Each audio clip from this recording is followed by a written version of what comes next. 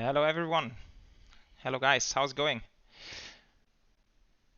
How is everyone today? I hope you have a fantastic Saturday so far.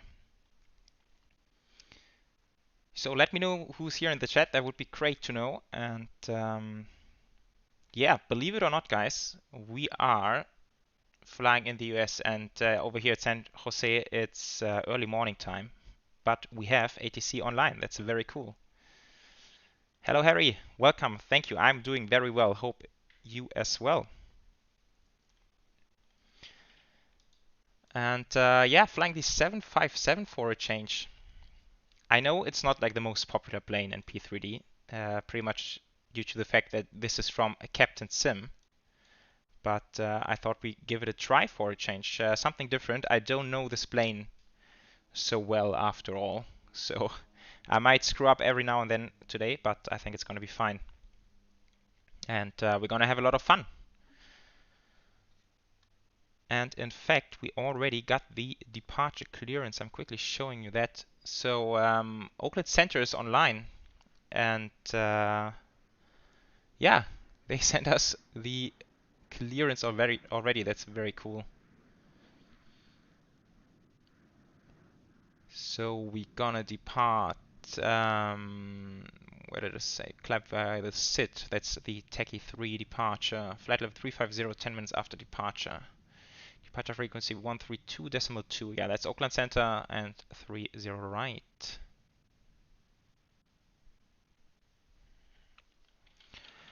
Okay.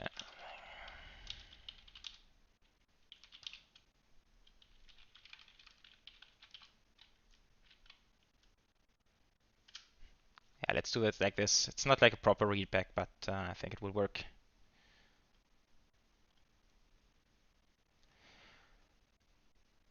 Okay, so today we are starting from cold and dark. You can see that it's yeah, pretty nice weather here at San Jose.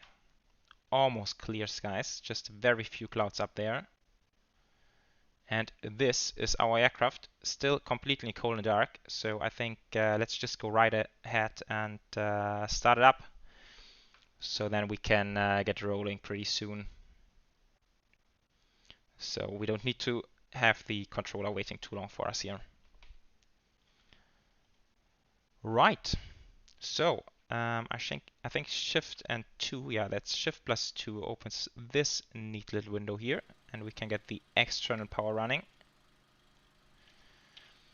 And then let's see. So we have the battery coming on. Standby power. External power is coming on, and the nav lights should be right here. Those can come to arm, and then it's not going to be too long for the startup, so maybe we can fire up the APU right away. Yeah, let's do that. Right. Okay, setting local altimeters 3007 today.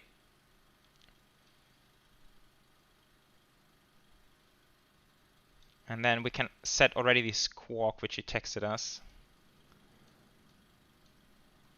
which is 4233.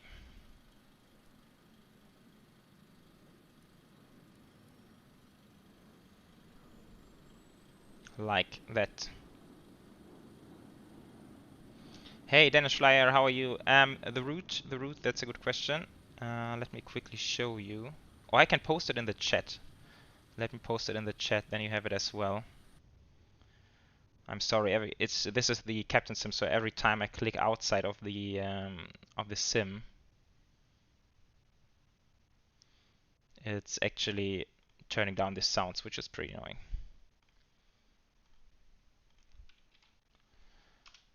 So that's the route right there.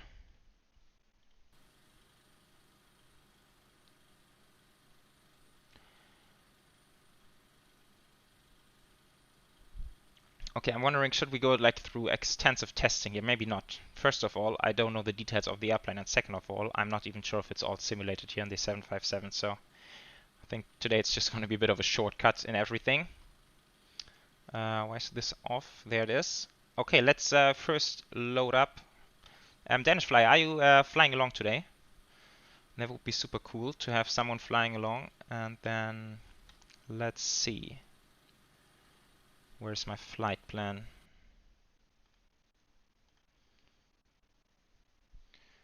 Okay, so we have a 0 fuel weight. We're in pounds today, of course. Now that's all kilograms. Let's change it to pounds then. Oh, navs, I should do them first, then we don't have to wait so long.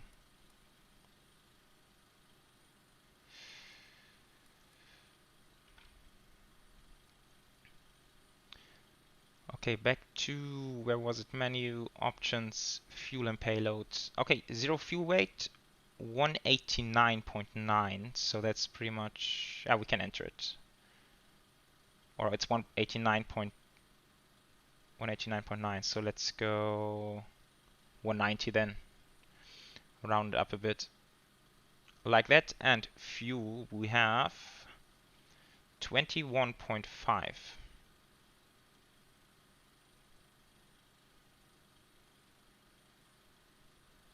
Yeah, short flight, 28%, that makes sense, I guess.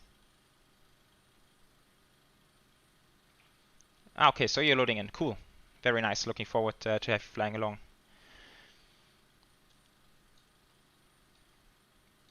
Okay. I don't know, should we bother much with a like GSX boarding? I think we can do it over in Las Vegas then when we do the turnaround. Ooh, it's pretty loud out here. Okay, so let's not worry about it now. Right, position coming in here now. Route going from San Jose over to Vegas.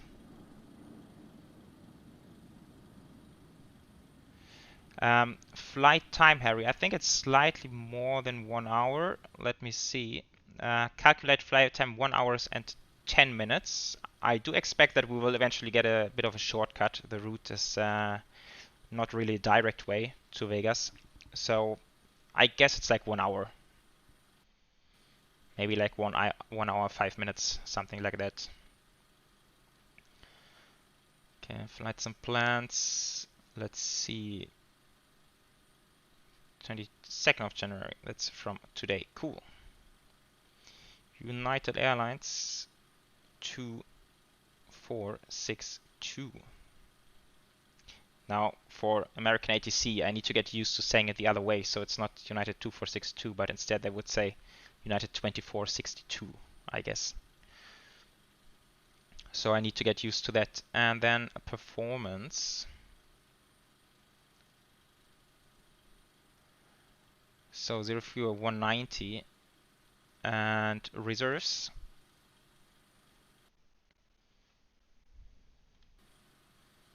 For alternate Oscar November Tango, is that Ontario? I have no idea, might be.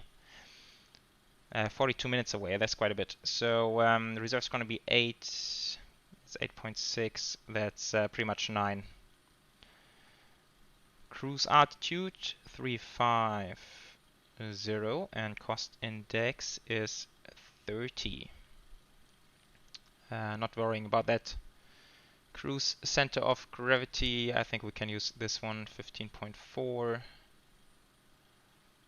Right. Techie 3 with the, let's see.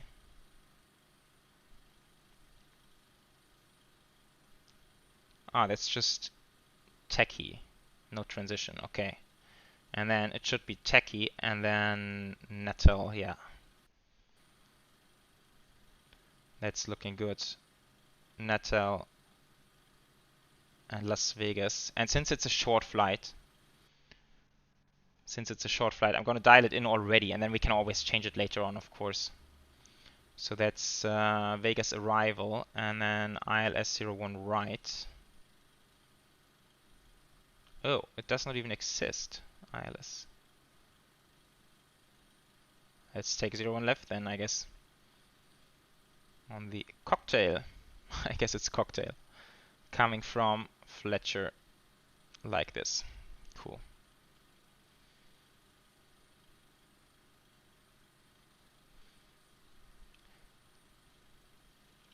Okay, quick look at the charts then, guys.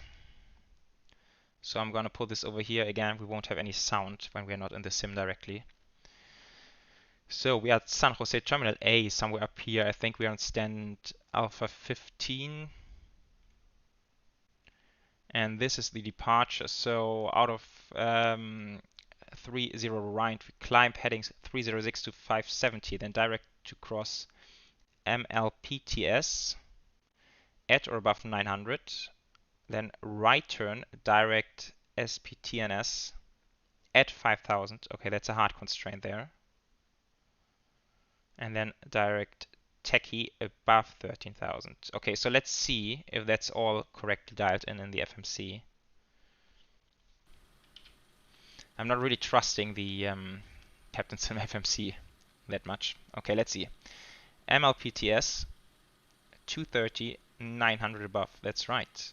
SPTNS 5,000 and 13,000 above. That all looks surprisingly good to me. Transition 18,000, of course, in the US. And then, yeah, the departure. So today we don't have any performance calculator at all, which is a bit annoying.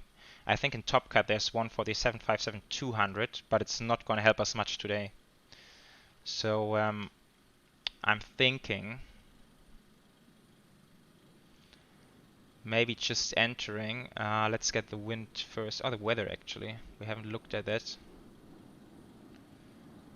Weather request San Jose 320 at 14. That's quite a bit of wind. Outside air temperature 14 degrees. I like that.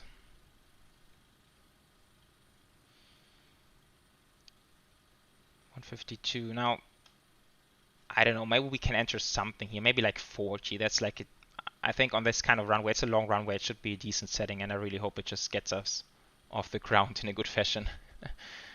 I'm really not too sure. What else do we have? Oh, gusting winds up to 21 knots even. Oh, it might be a bit bumpy on the way out. 3009. Okay, cool.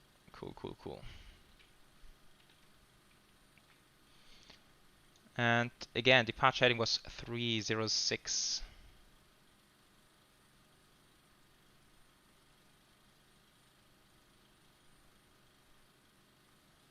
Oh, come on. There it is. And then speed was 152.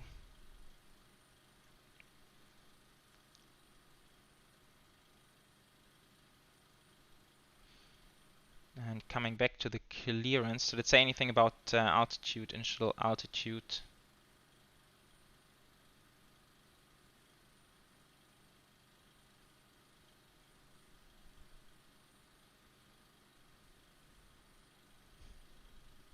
No, it doesn't say anything. So I'm just gonna leave 10,000 in for now. I think it should be good. And maybe let's select the frequency already, 132.2. Alright, but I'm gonna leave that on standby for now.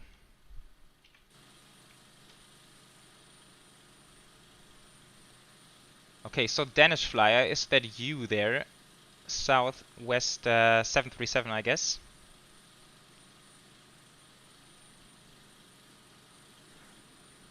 It's a pretty cool airport. I barely use it in the sim, I have to admit. But it looks nice. And generally speaking, all the Bay Area here, San Francisco Bay Area, that's a pretty cool area to fly in. I love the approach into San Francisco, which should be back there somewhere. Maybe like this direction. Nah, probably back there. I don't know. Not too far away. Okay, so it is you in the southwest. Pretty cool. So Danish Fly, I think I'm gonna get rolling in like, I don't know, like 10 minutes. More or less from now. But it's gonna be a bit of a taxi anyway out. So we have some time. Mitchell, hi. How is it going, man? Nice to see you here.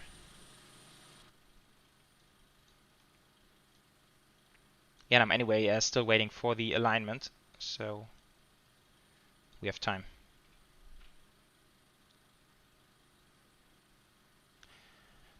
Okay, let's get some air conditioning on here. I think these can come on as well, not doing anything at the moment. And then like this, and this should give us air conditioning, yes, nice.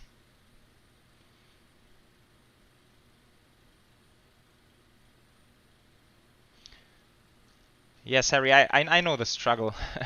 I really feel with you, and yeah, these are not super popular airports for the sim because yeah, they are just not as useful as having like nice airports across Europe. That's at least what I feel. But I've been owning them for a while now, but barely used it, so I kind of wanted to take the chance to use them at least once. And both Vegas and also Denver are pretty nice sceneries actually. Looking forward to get there.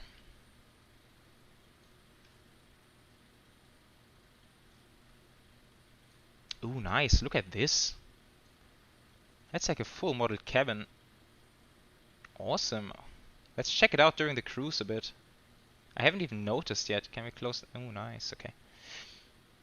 And then Captain Sim is being Russian, and this looks very much like could be like the Aeroflot sign or something like this.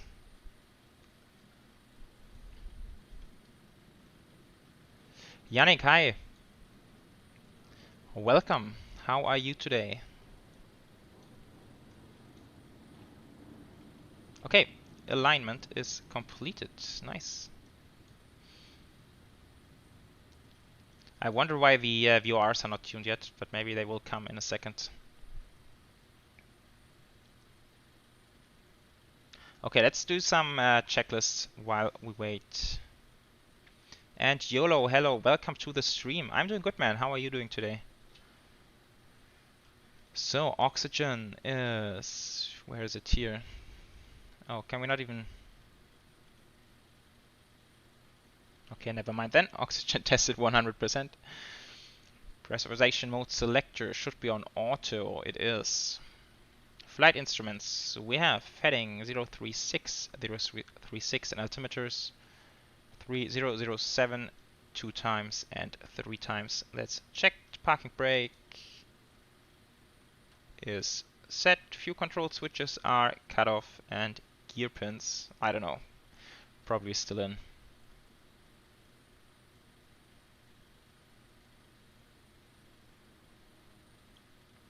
Oh, Harry, yeah, I agree, absolutely fantastic flight, but be careful with the JFK scenery. So I have the, I think it's the Tres Viaki design JFK scenery, and it's really old. It's not even close to like modern standards in terms of scenery development. So I would definitely not recommend buying the Tres Viaki design. Maybe there's a different one by now. I don't know. Not too sure. But it's a bit unfortunate that we don't really have a nice scenery for JFK.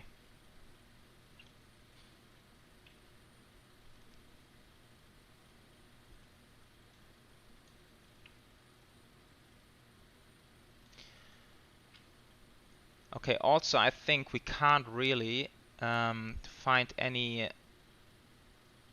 fuel. Oh, we have 9.4 today. Okay, that's like the first time I see it working on the Captain Sim, that we actually get a fuel prediction for getting there.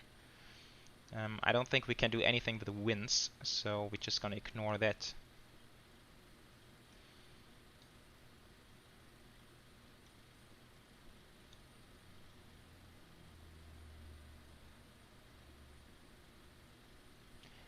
Yeah, LAX, the same issue. And it's really annoying. I would love to have like good sceneries for these airports, but yeah, for some reason, not really on the market. And YOLO, yes, I had it. I bought it once, so I still have it, but I've not, I haven't installed it at the moment because I had such bad performance issues with the 777 from Captain Sim. It was really unflyable. And I mean the PMDG is anyway much better.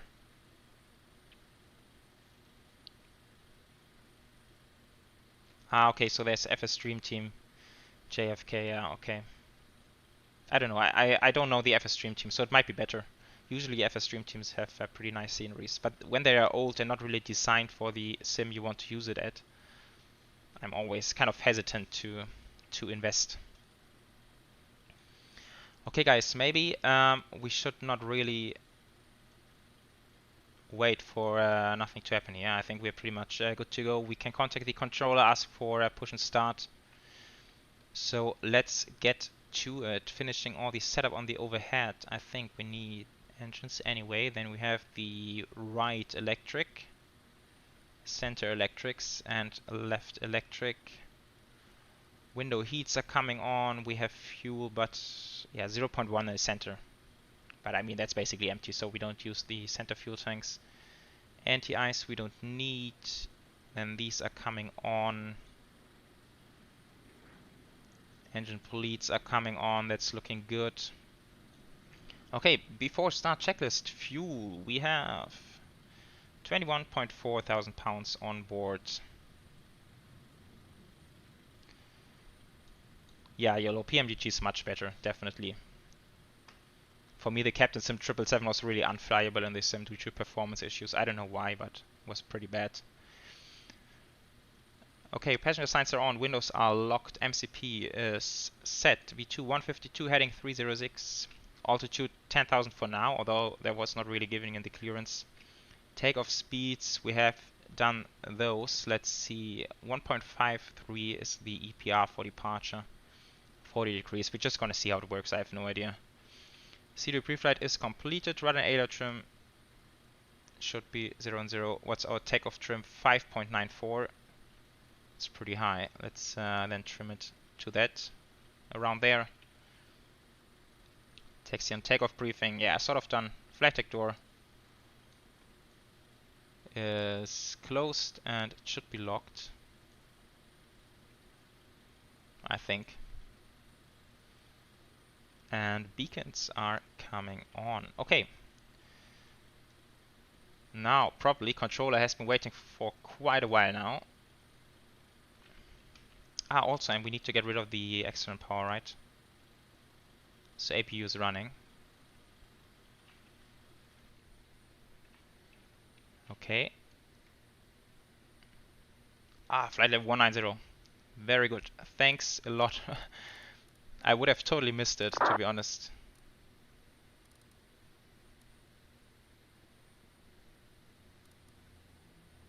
One 990. Luki, hi. Wie geht's? Welcome.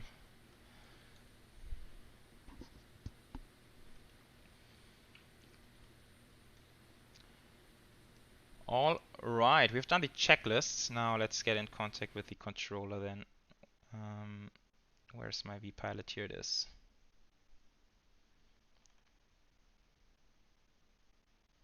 Okay, that's gonna be Oakland Center. Let's get rid of the jetway.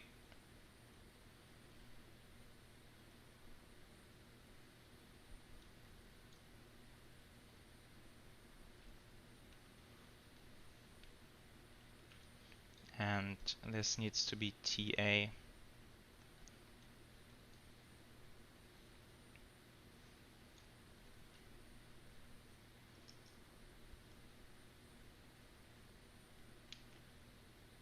Oakland Center, good morning from United 2462. We are ready to push and start. United 2462, Oakland Center, good morning. Push onto taxiway Zulu approved.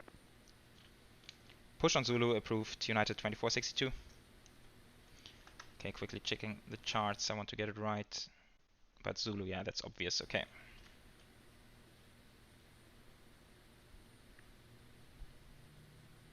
That's good to hear, Luki. Perfect.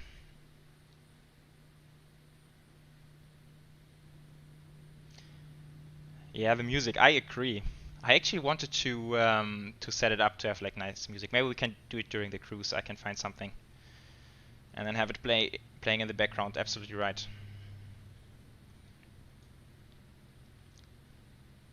In case I forget, feel free to send me another reminder when we are in cruise.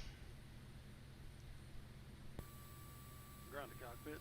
We are connecting the tug now, so please confirm the parking brake is set.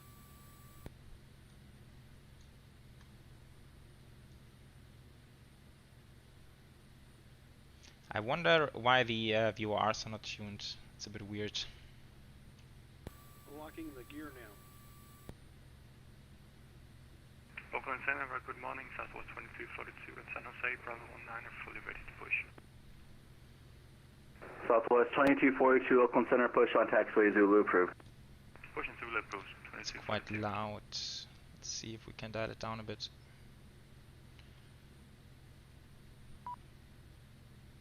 Oh. Ah, damn it. Did I really forgot to close the doors? And the tug is connected. Ready to push at your discretion, and please release parking brakes. Okay, vámonos. Captain, Block time. You are clear for engine start. And off we go. First flight of the day. I'm looking forward to that. That should be fun.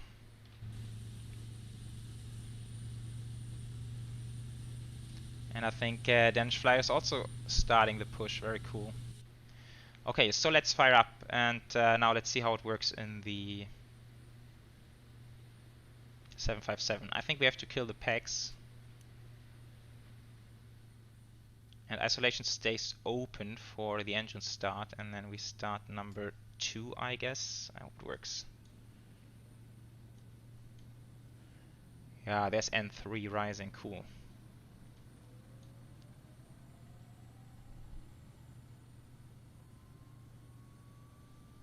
And the fuel.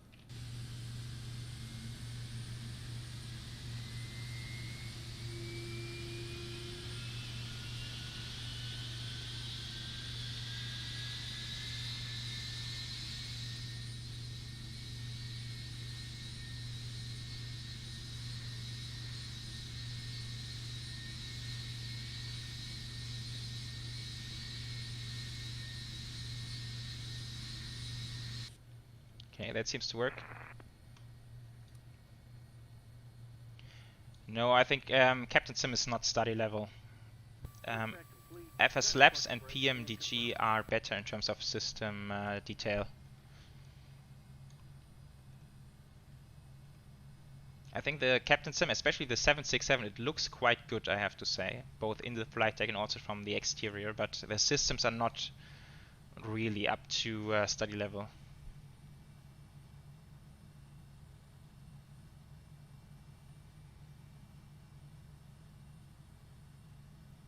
Stand by. Unlocking the gear. Oh boy, Yannick. Where did you get this from? But yeah, it's seems plausible, absolutely true, I guess.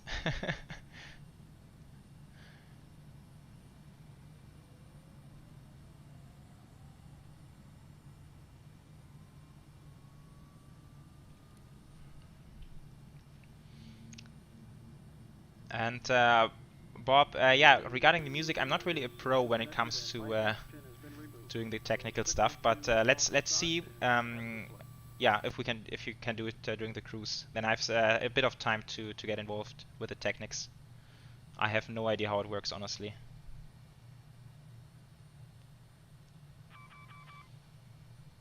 Hey Richard, you came back from your farm. That sounds exciting. Cool. Hope you had a good time there.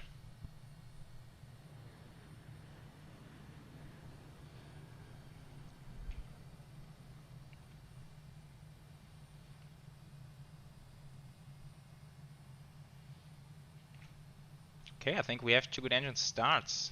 That's not too bad. So, packs. And then this one's coming off.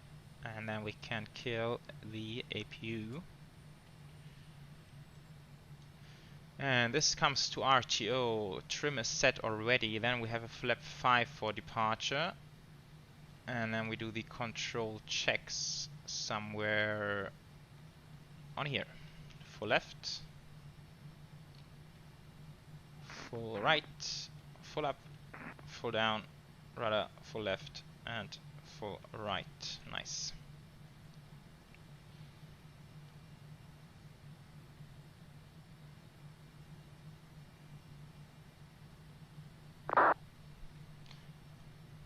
Yeah, I agree, Bob. And my favorite thing is this sort of coffee mark here on the pedestal.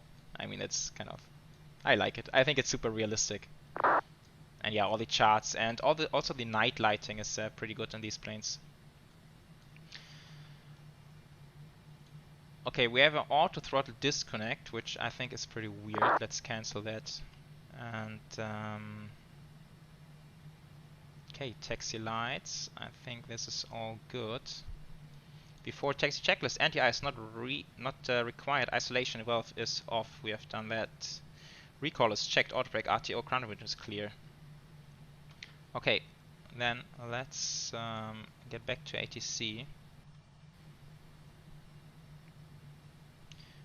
United 2462, ready for taxi.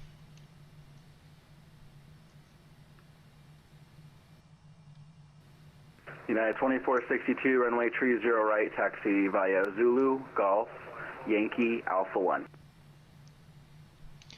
Taxi to runway 30 right via Zulu, Golf, Yankee and Alpha 1, United 2462. Okay, Zulu, Golf, Southwest 2242, Alpha 1. right. Got it. Southwest 2242, runway 30 right, taxi via Delta, Yankee, Alpha 1. Delta, Yankee Alpha 1, 30 right, 2242. Okay, let's get going. Let's see, I think that's not Golf right here. So that's hotel. Okay, then we take the next one. Golf is over there. Okay.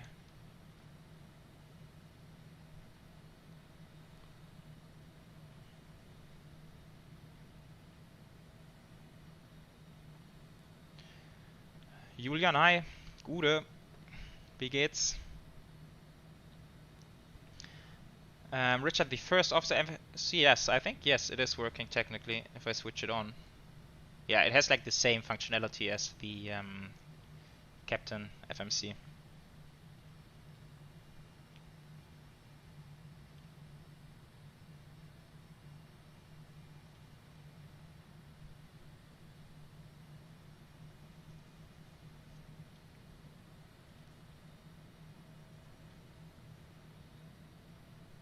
I really need some power to get going.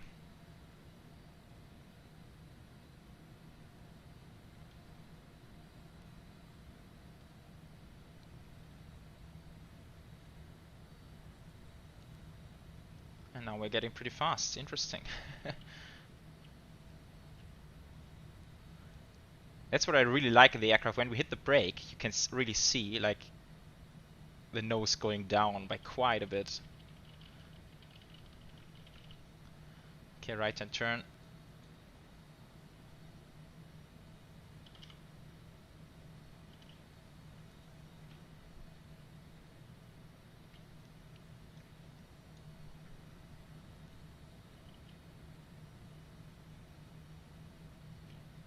And flying FS, hi, welcome to the stream. Bob, yes, I have, to be honest, I have thought about getting Explain. I've decided to not get Explain 11, but now having seen the trailer for Explain 12, I'm now considering to get it. The thing is, you know, I have like P3D, I have Microsoft Flight Sim, and simply the thought about having a third simulator which needs all this kind of maintenance, because simulators do tend to use quite a bit of maintenance and also investment to have them look good. So I'm kind of hesitant to get it, but I think I will. I think we can disregard the insufficient fuel for now. Calculations of the Captain Sim are never accurate. So yeah, maybe potentially I will get Explain 12. Okay, let's get traffic and let's have the terrain. And we can also set over here, put this to map traffic, and then the weather maybe. Yeah. Southwest 2242, runway 30 right, clear for takeoff. 30 right, we are clear for takeoff, Southwest 2242. It's still pretty loud.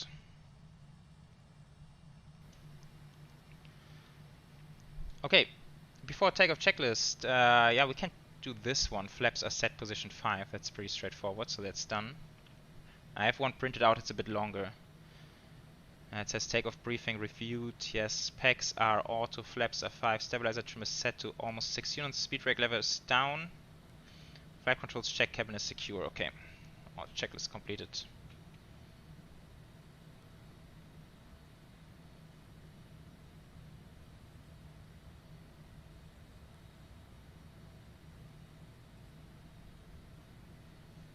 Okay, Yannick, so yeah, I mean that I'm really considering getting X-Plane 12 then. And to be honest, the only reason I want to have it is because of the planes which we don't have in P3D. So there's like the A350, A340, 600 maybe, and this kind of stuff. Because I feel like I don't need a second sim to have, let's say, a proper 737, because I have a good 737 in P3D. So, and I know the Civo mod and other aircrafts are super good. But I feel like one sim for a good aircraft is enough. But yeah, for example, A350, and I think there are others. A321neo, I think, is one of them. This would be kind of cool to have them. So Danish Fly, enjoy your takeoff. See you over in Vegas, I guess.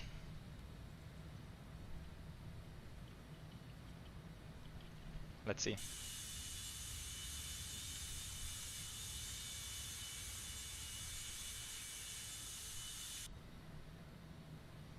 Okay, 757 also pretty good. Yeah, sounds exciting. I think he's sending us all the way back there. Alpha 1, he said. Let's do the last one. United 2462, runway 30 right, line up and wait. Line up and wait, United 2462.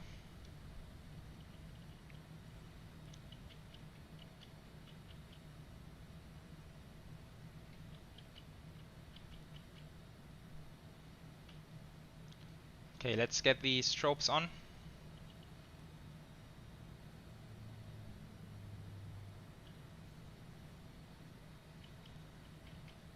Oh yeah, of course, A310 and A300, the Inibils ones, yeah. Absolutely good point.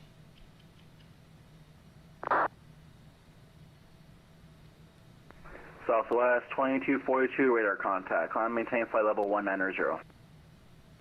Climb maintain flight level 190, Southwest 2242. Okay guys, are we ready? It's gonna be fun flying the 757. Let's see how it goes.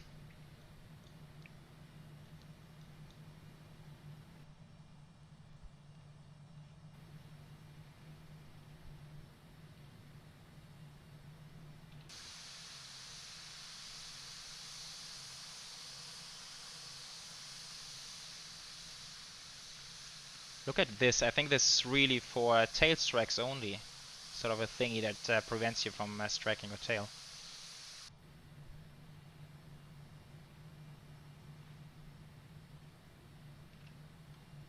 Center is Delta 3747, stands at 10, ready for push start. Delta 3747, Oakland Center, push at your discretion, call me short of Tango. Alright, we'll push whenever we can. Push for the Tango, Delta 37. United 2462, runway 30 right, clear for takeoff. Cleared for takeoff, United 2462. Nice, let's do it. Landing lights are coming on, and then the block time, not block time, flight time of course, and then off we go.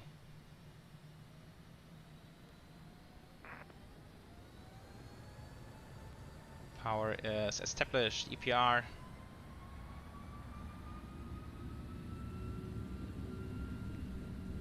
The sound is not bad at all. That's rather nice actually.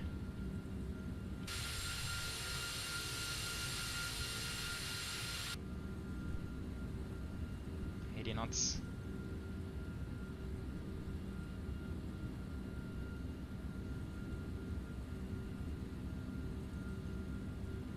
Okay, it takes a while to speed up here. Maybe there was too much of a derate. V1, Rotate. V2, Okay, let's keep it at 10 degrees, long aircraft. And we're airborne. Nice. Gears coming up.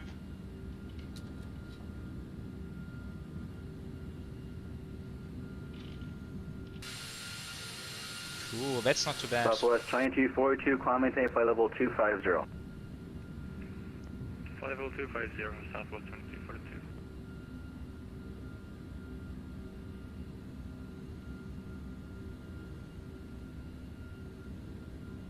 Okay, so 1,000 feet, now we hit VNAV, and this should give us climb power. United 2462 is radar contact. Climb maintain flight level 190.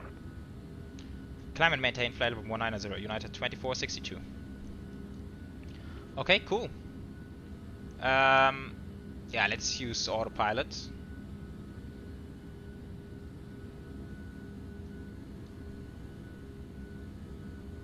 Aircraft is speeding up now, so let's go flaps 1.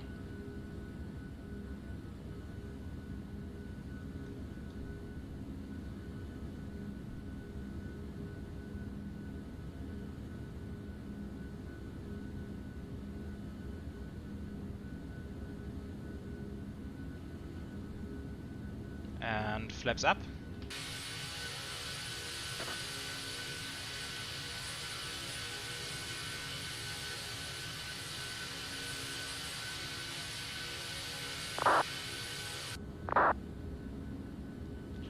That is not too bad. This is coming off then.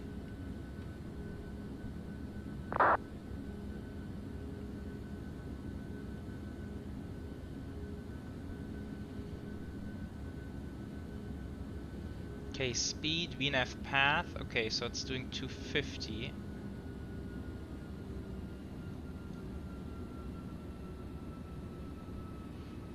Okay, it's the constraint 5,000. Are we clear to go through the constraint or not?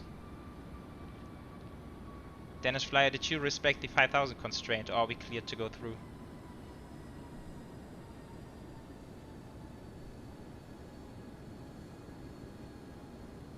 I mean, he said climb and maintain 19,000, right?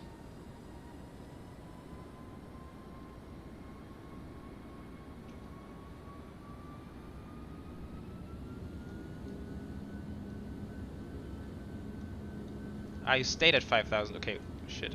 Sorry. No.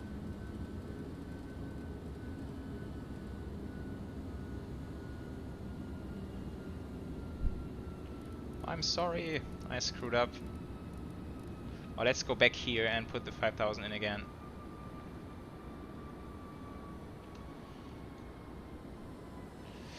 My bad entirely.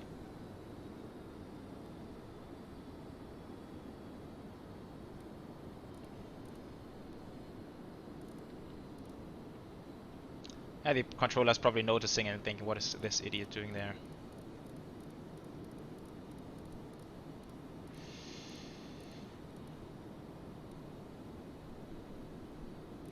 Yeah, I know that it doesn't matter today, there's no traffic around, but still. See, and that's like Captain Sim, like why is it doing this weird LNAV thing here now? So let's go direct the next one. I mean, this it's not very accurate here anyway. And then we are cleared of the altitude constraint. Back to VNAV.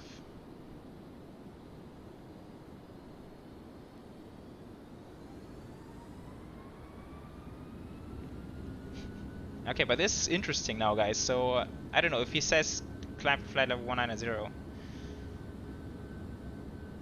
I'm not sure. United 2462, climb maintain flight level 350.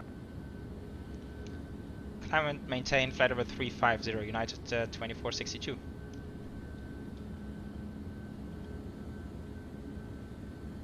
Delta 3747, short of Tango, ready to attack. Delta 3747, runway 30, taxi via Tango Uniform Whiskey 1. Alright, taxi runway 30 via Tango Uniform Whiskey 1 for Delta 3747. Yeah, Yannick, I know what you mean. You don't trust the Captain Sim, and I absolutely agree. So, to be very honest with you, I did not expect to have ATC today, and I would never take the Captain Sim, at least not the 757, and fly it into a big online event. I think this would go terribly wrong. I don't know if it can even do holdings and stuff like this.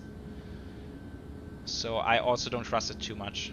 I mean, I did fly the 767 and crossed the pond, and that worked. It worked all right. I mean, the aircraft did not like screw up or anything, so it was okay.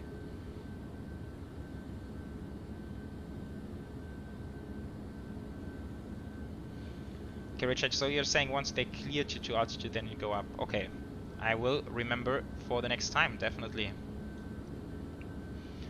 Let's see, after takeoff checklist, packs are auto, landing gear is up and off, flaps are up, and altimeters are not set yet. I mean, he cleared us, we could probably set them to standard right now.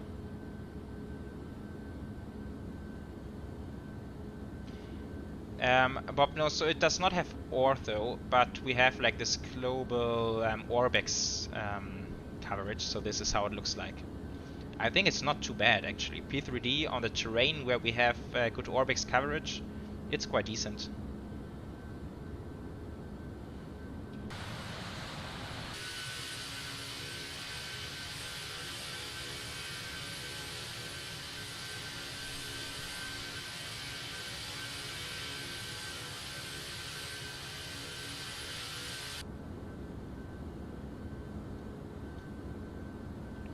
Okay, I think I'm gonna do something about this insufficient fuel. I think Delta 3747, runway 30, clear for takeoff. It's a bit annoying, so let's go performance and just decrease it to for Delta 3747.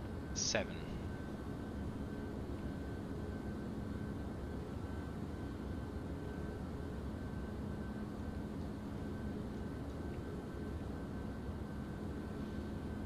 But look at this climb rate. That's like more than 3,000 feet per minute. And the 757, it's really a rocket. That's like 757 is like the sports car and commercial airliners, and probably the 200 even more than the 300. I think we can dial back a little bit here.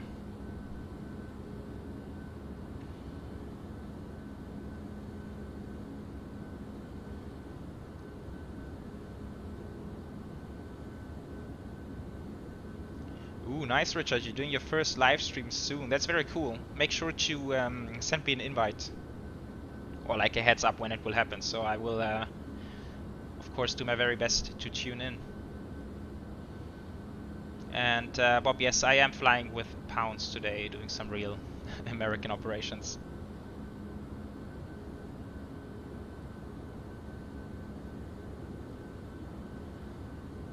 Yeah, RB211, I think it is. Let's check over here what we actually have. RB211, exactly. Yeah, that's a pretty cool engine. Okay, altimeters standard, and then let's put the passenger signs on, or like to auto, the seat belts.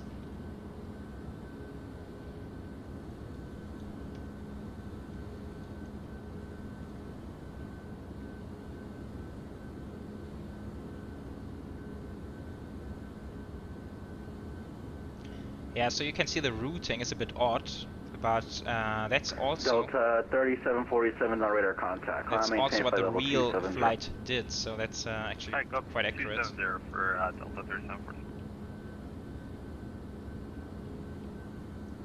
Let's line up that heading back.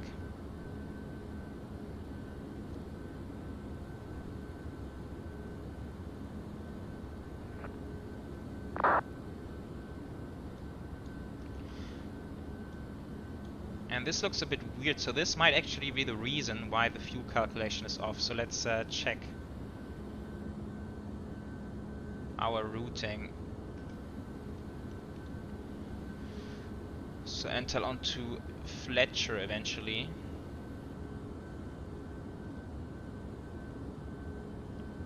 So I'm just setting up the charts in Navigraph.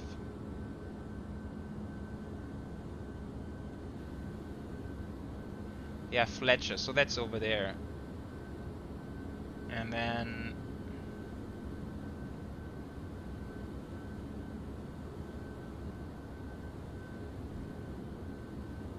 that's odd.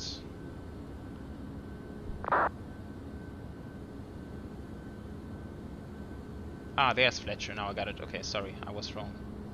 Ah, okay, so there's this Fletcher, and this goes over here.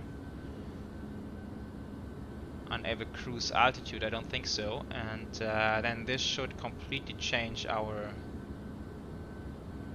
fuel 10.6. Okay, that makes sense now, and then we can put this back to 9.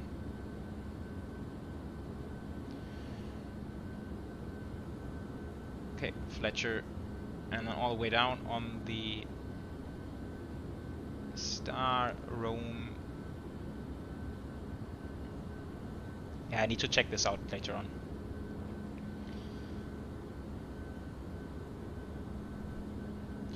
Oil temperature in yellow, that's a good question.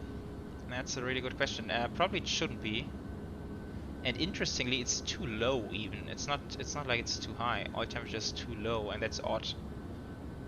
But I'm gonna blame this on Captain Sim, I guess. Blind as bad. Thank you so much for saying this. I will do my very best to keep it up.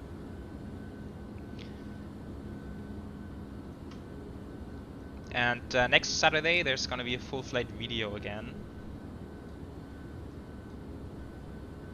So yeah, it's gonna be like a mix of full flight videos and live streams.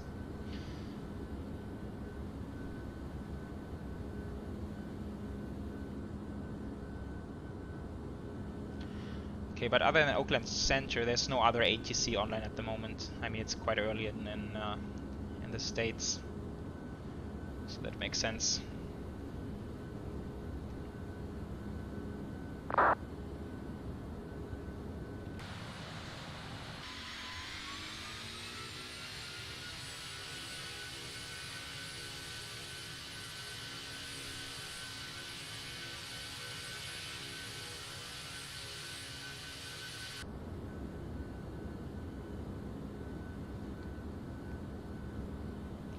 So plans for upcoming flights. So next Saturday, the upload will be a Kenya Airways 737 because I flew in the Africa ATC event. I think it was called Light Up Africa. So I did a flight from Nairobi to Johannesburg with full ATC coverage, which was pretty cool.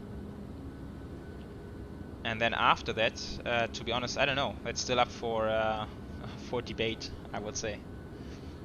I always come up with the ideas rather spontaneous. Nate, good morning to you. How are you doing? Thanks for tuning in.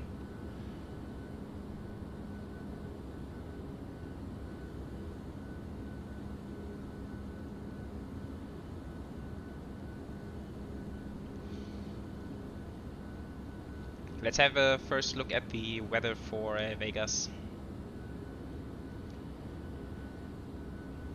Also quite windy, 350 at 21, gusting to 28, wow. 9 degrees, 3012. Quite windy. Okay, but then I guess that's gonna be runway 01.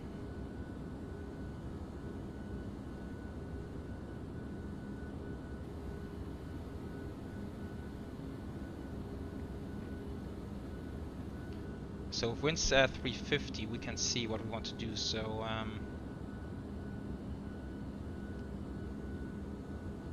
we could do 26 left, but that's going to be a lot of crosswind. I think 01s are better.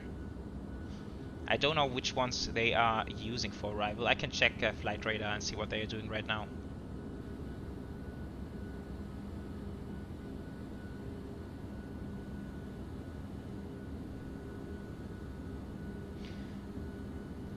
Yannick, where's that again? Okay, let me quickly see on flight radar. I forgot which airport this is. Friedrichshafen. Okay, nice. Is there a good scenery for Friedrichshafen? I guess there's probably something from Aerosoft, right?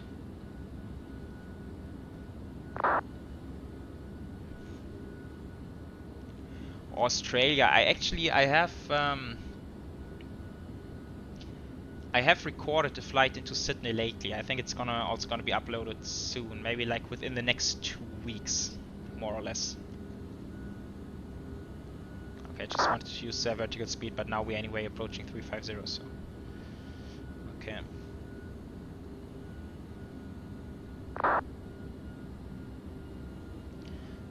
Okay, so let's see. In Vegas, they are doing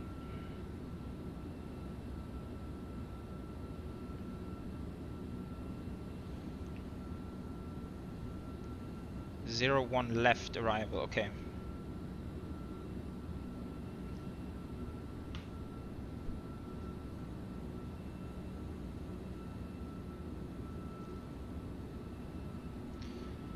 Luvoris, hi, welcome.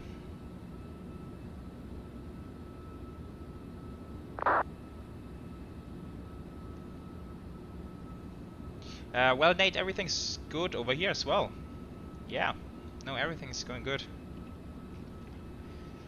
And Bob, no, at the moment it is rather stable, so I'm fairly happy right now. Although I have to admit, for the last 2 live streams, I got like 2 CTDs at Amsterdam, but I think this is related to the scenery over there. But other than that, I feel like my sim is rather stable right now, which I'm very happy about.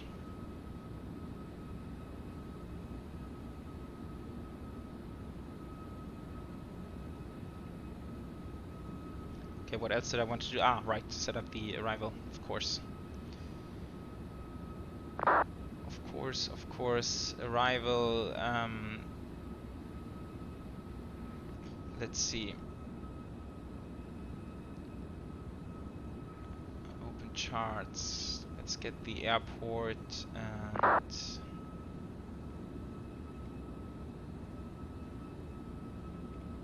think United is going over there, but I will double check in a second. And then ILS 01 left, okay. So ILS 01 left, we've done all that, right? Just looking at the transition. Fletcher, Roman.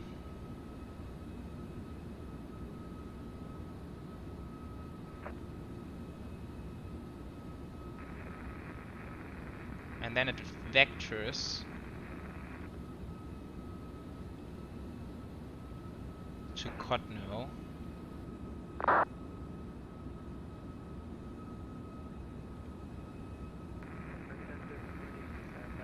I mean, we could go ahead and why is it always going back to San Jose? Sky Flyer 04 Oakland Center, good morning, squawk 4, tree 17.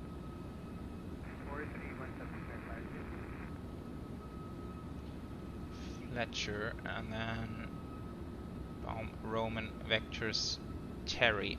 Yes, I think that's good.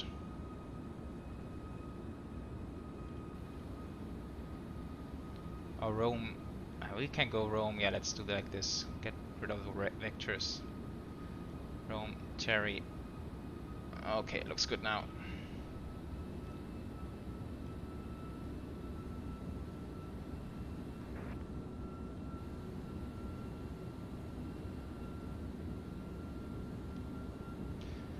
Nate, that's a hard question to answer. I think the 767... United, correction, Southwest 2242, say Mach and indicated airspeed. Mach decimal 72, indicated 300. United 2462, say Mach number. Mach 0.79, United 2462. Southwest 2242, are you able 310 or greater indicated? Affirm, Southwest 2242. United 2462, maintain Mach 0.77 or less for spacing. Mach 0.77 or less, United 2462.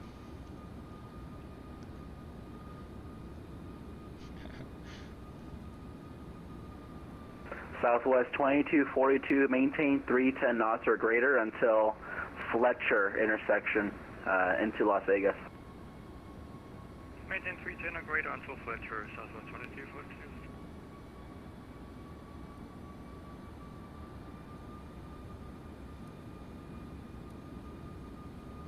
Why are we in vertical speed now? That makes no sense at all.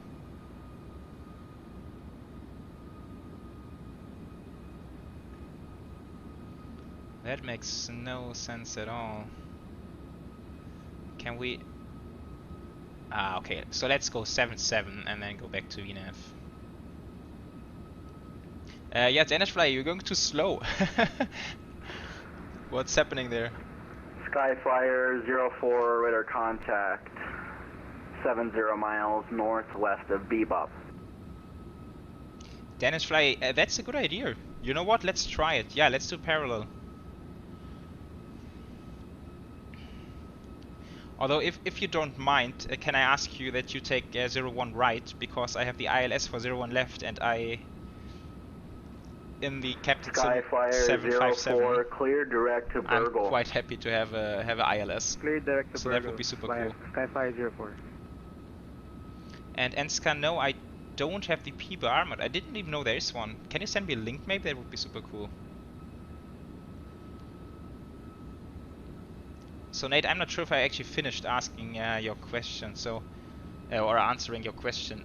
So I think the 767, it's a decent aircraft. It's actually not too bad in my opinion, but I would not pay the full price. But at the same time, Captain Sim is known for having pretty sick sales from time to time.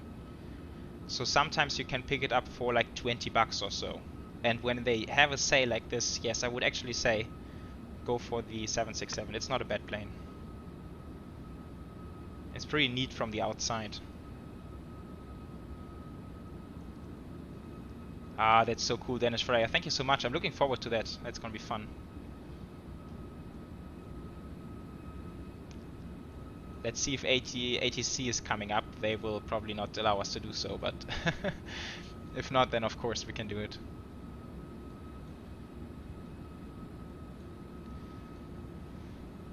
Okay, so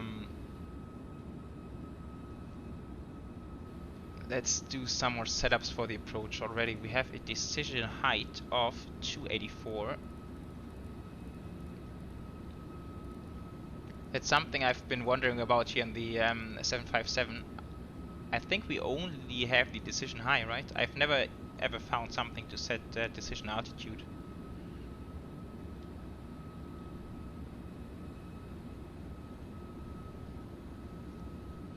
Okay, and then I think airport elevation is a bit up, so that's 2,180. Oh boy, that will be a bit of scrolling here.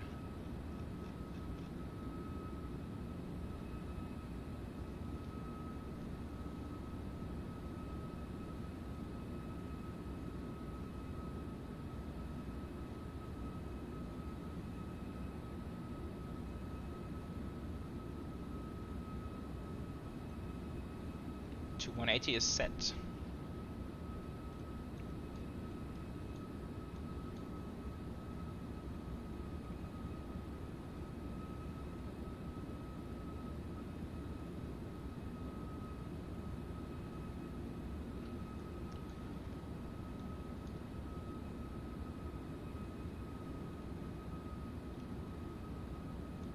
Okay, what else? ILS frequency. I'm not sure if it's gonna be tuned. Oh, I didn't go TARA. Oh wow. I'm such a bad pilot. I hate when they don't put this on the checklist. I think it should really be on there.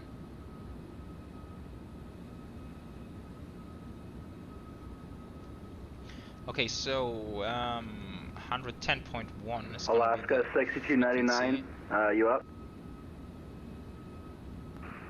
Good morning, Oakland Center, Alaska 6299 with Bravo. We're and ready to course taxi. 014.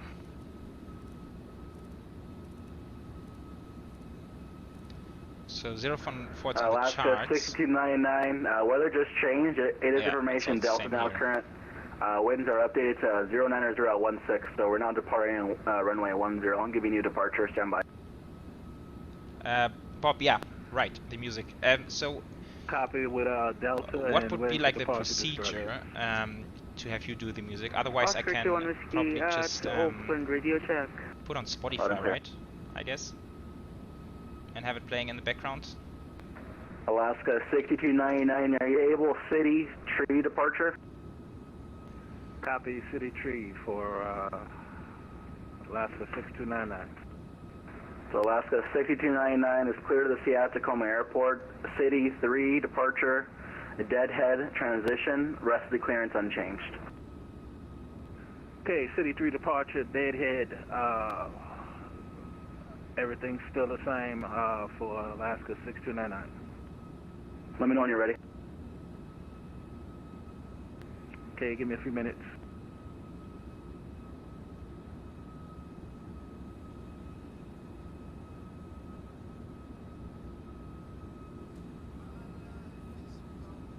Ever expected to have ATC here at this time of flying and also even having some other Alaska traffic? 6299, That's if you super need taxi south on Alpha, that's approved. cool. Favorite Affirmative for favorite airplane in Alaska general, 6299. it's Thank hard to say. I really, for some reason, I really like the A340-300s. For no special reason at all. I don't know. I just find it pretty cool. And also the 747, of course. That's just a beauty.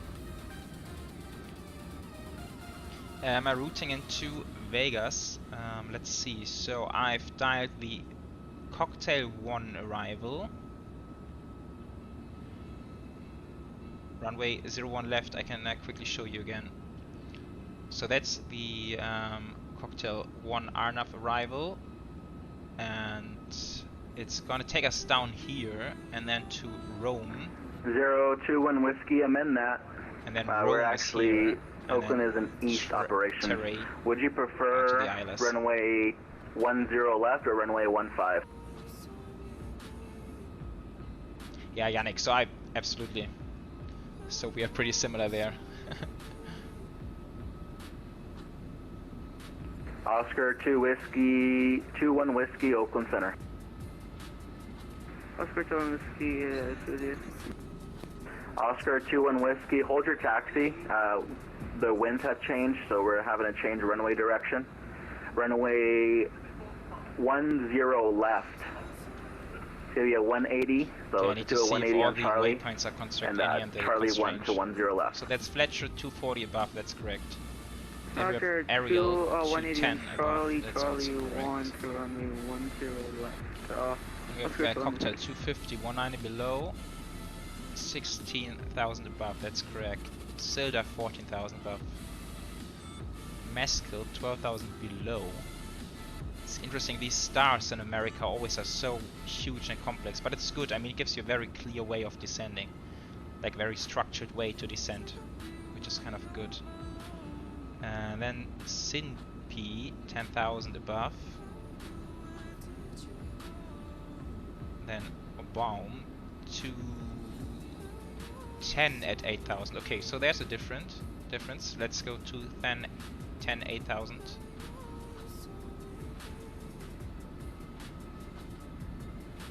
Like that. Ah, sorry, no. Now I screwed up. Sorry, forget that. That's actually on Roman to 10 8,000.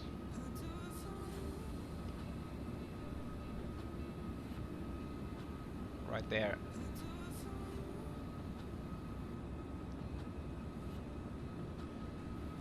And then Terry 7,000 above, Cotton 6,300. Yeah, okay, that looks good. Okay, in terms of go around, climb to 3000, then climbing right turn to 7000. And hold at Boulder City VOR.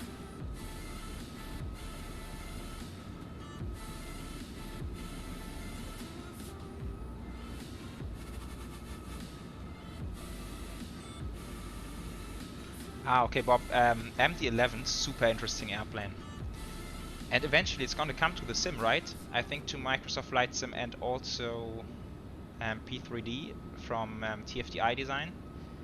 And then also I think there's an X-plane version as well coming. And that's super interesting because the MD-11, I think it's super interesting to fly. So I'm looking forward to get that. Hopefully they are doing a cargo version as well so we can do some real-world operations.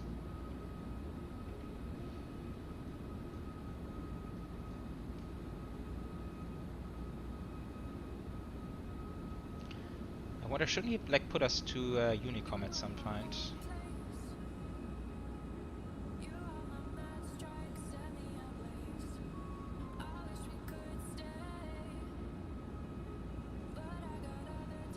Pretty soon, let me quickly show you. So here we are, and this is, yeah, that's the Danish flyer. And over here, Michael, also flying to Vegas. Cool.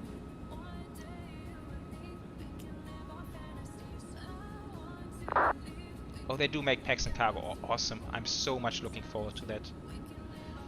Unfortunately, it's not longer in the Lufthansa cargo fleet. That would be even better, but it's not gone for too long. So maybe when it comes out, we can do some classic Lufthansa cargo routes as well. Oscar 21 Whiskey holding runway 10 left on Charlie 1. Oscar 21 Whiskey, squawk 4, tree 47. 4247, Oscar 21 Whiskey.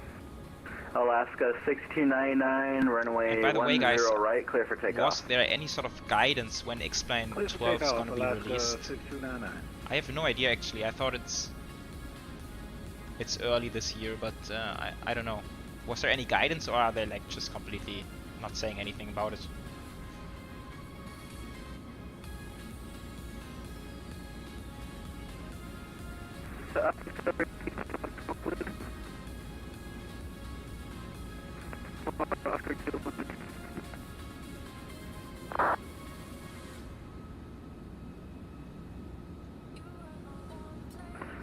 Delta 3747, leaving my airspace to the south. No further ATC available. Switch advisory frequency approved. Good day. Alright, switch advisory, good day, for Delta 3747. See you. Okay.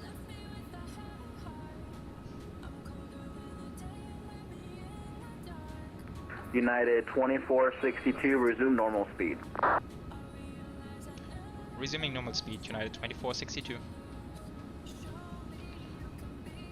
Actually, I'm quite happy with the speed for now, but we can go.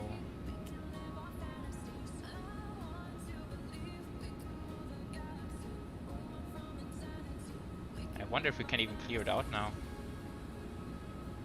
Probably not. We can go 0.78. It's a little bit faster, but not making much of a difference.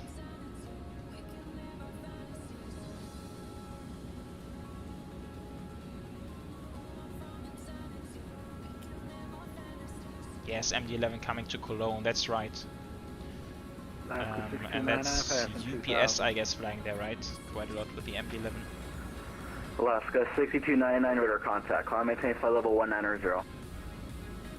190, Alaska 6299.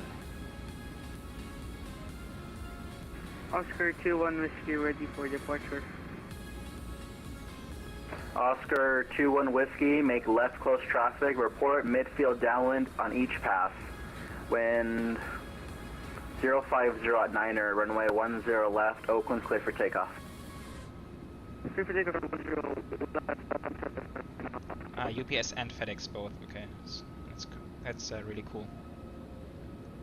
And I think the MD-11 is going to be flying for quite a bit longer.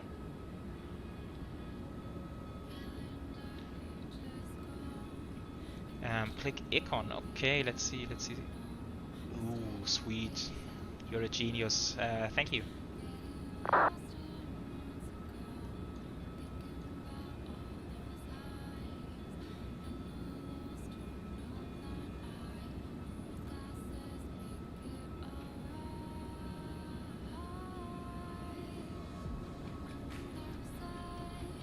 And Danish Flyer, are you also doing the? Are you also joining on the second leg to Denver later on?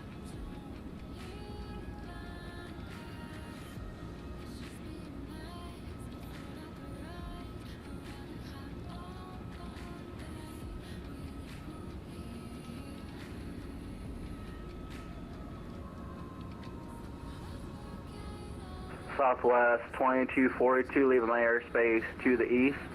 Los Angeles offline, Sister advisory frequency approved. Good day. Alright, Southwest 2242, OC Unicom, good day. United 2462, leaving my airspace to the east. Los Angeles Center offline, Sister advisory frequency approved. Good day. Unicom for United 2462. Thank you so much for the ATC. Bye bye. Bye.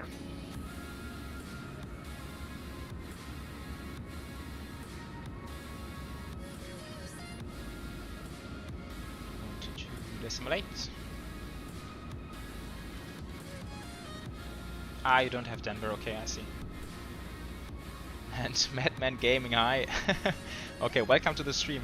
Happy to see you here. And alright, gonna ignore the name then.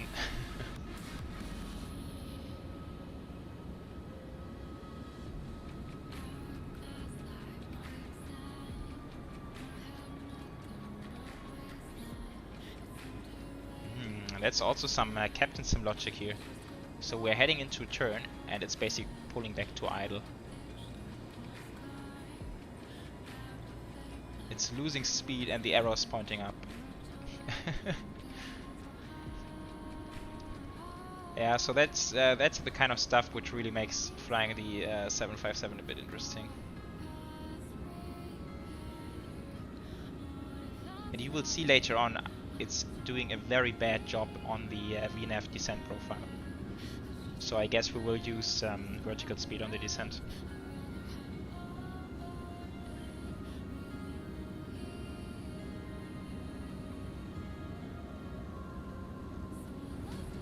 Discovered you today after wondering how many people play P3D. Yes, to be fair, I think the P3D community is how do I put it best? Let's say it's pretty intact, since Microsoft Flight Simulator is not really there yet at the moment in terms of being able to do good airline operations. So yeah, I mean, welcome to the community in that regard. So I think it's a pretty nice community we have for the P3D simmers.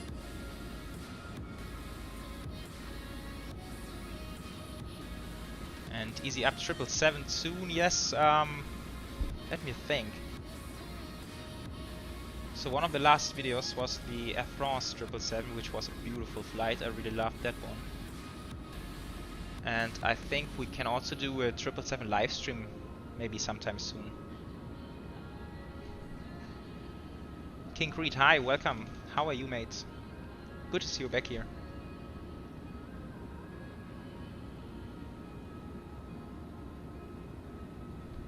Okay, so how far is the top of descent? We're probably getting there. 33 miles only.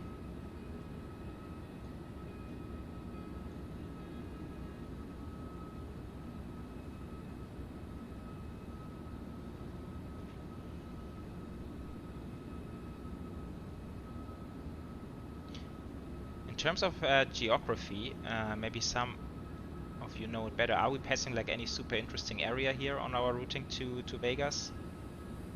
Maybe some national parks.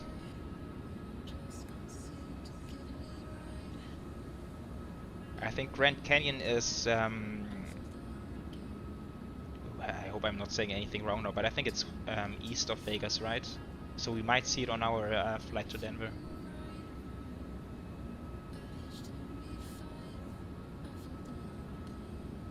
Madman Gaming, I'm from Germany. And do a US to China flight. Yes, absolutely. There are pretty cool routings across the Pacific. Also, like all of them are very long flights. That's why I don't do them that often. But yeah, I think that's really nice for doing like 777 or 747 operations.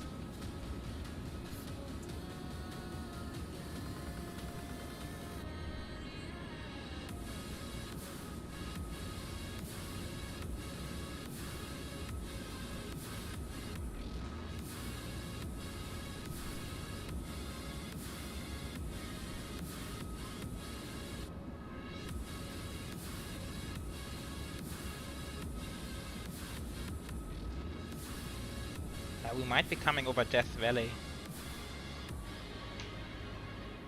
Ooh, was it doing another turn, pulling back to idle, losing speed? Like, why?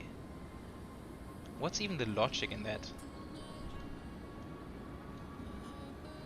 Reset MCP altitude. Okay, that's fair enough. That's a good point, actually. What was the first constraint then? Well, actually, I mean, since it is full of constraints, we can pretty. Let's go 7,000. And then we can capture the ILS from there.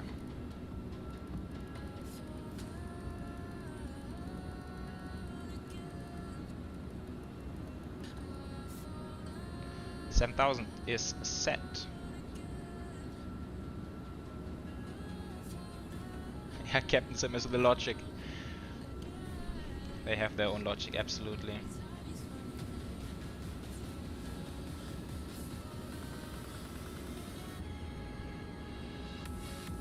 Madman Gaming, since you were 8, okay, that's quite early, I think. Let me think back. I'm not sure when I had my first flight sim. I'm guessing around the age of 10, 11, 12, something like that.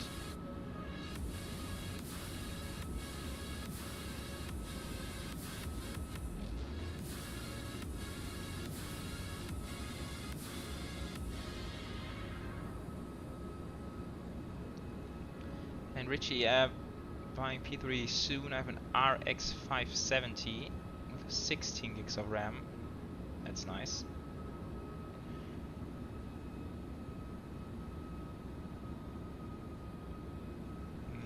Okay, so I'm not an expert on the RX 570.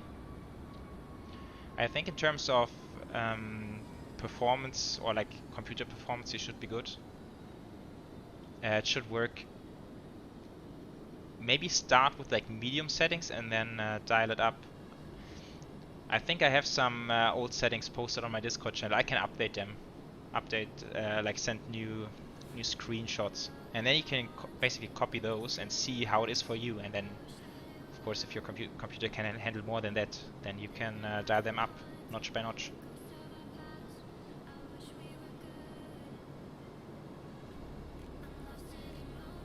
King Creed, Zurich to Lux, cool, LAX, nice. 777 on a mobile sim. Is there a good mobile sim out there? Which one is it?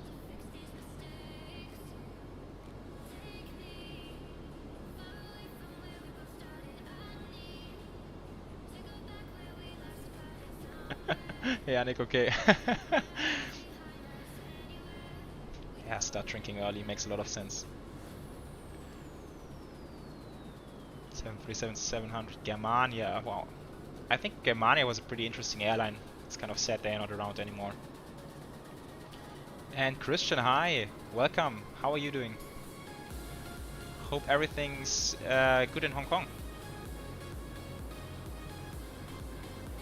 Okay, I need to put a bit of focus on our descent, see how it goes.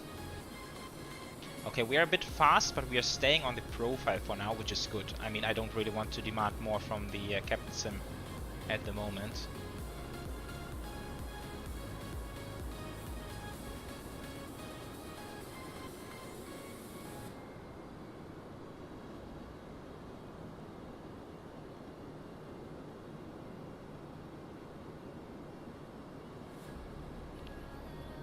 Okay, truth be told, I was not even aware that there's a mobile explain.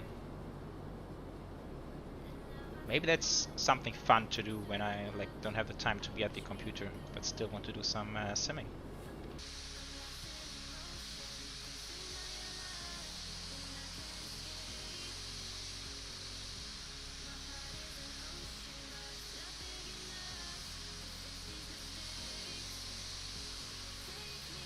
Yeah, Yannick, I've never flown Germania myself.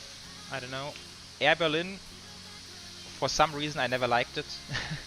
Sorry to say, but that's, I mean, that's just a personal opinion, right? So that's nothing crazy, but I don't know, for some reason me and Air Berlin never became good friends.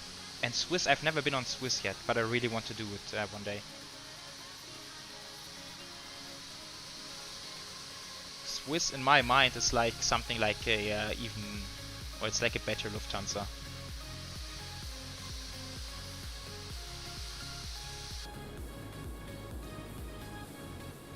Okay, I need to work some checklists quickly here. The descent checklist. Pressurization is set. We have done that earlier. 2180 is set. Seatbelt signs. Yeah, let's be early. Let's put them on already. Recall. Yes. Checked. Auto brake. I guess 2 will do. Let's see how long the runway is. But I think it's fairly long.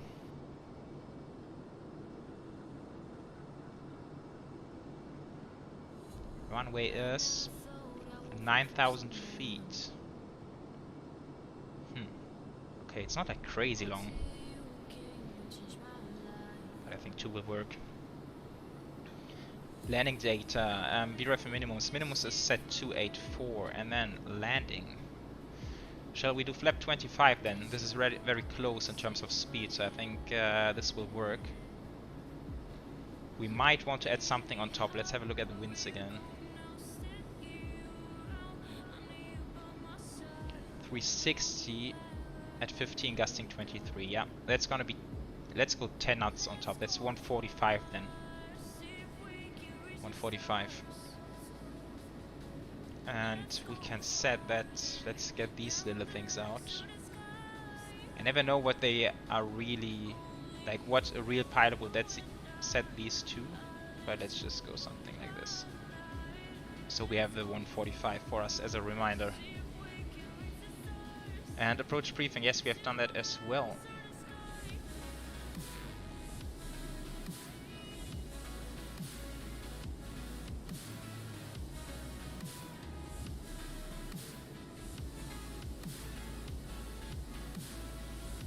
Alright, Christian, take care and thank you so much for tuning in. See you around on the next flight, I guess. Aerofly FS 2021, okay, I will look into that. That sounds interesting. And the pilot, hi, welcome. Du kannst gerne du sagen. Musst mich hier nicht siezen. And yes, so the Captain Sim 757, I don't know. It's like it's a hate-love relationship, so it's not my like not the best plane. But it's working at least. So at least we get to fly a 757 in the sim. Captain Schlotter, hi, how are you doing? Good to see you back.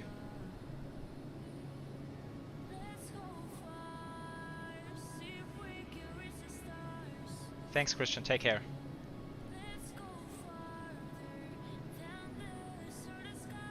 Okay, I'm really surprised. We are still staying on VNAV path. The speed's a bit off. Let's see. Cocktail we want to be 250. That's coming up in 10 miles. Yeah, that's not too bad. That's not too bad. The 757 is doing a decent job today. I wonder why it's dialing in 210 already. That's a bit early. But okay.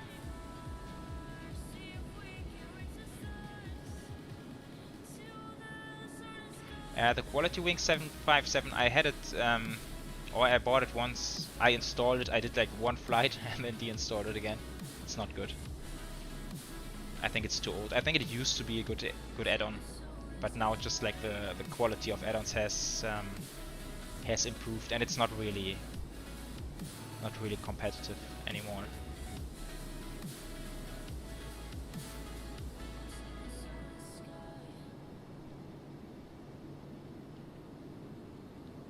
Yeah, exactly, Madman. So the physics are off, and also the systems are off from time to time.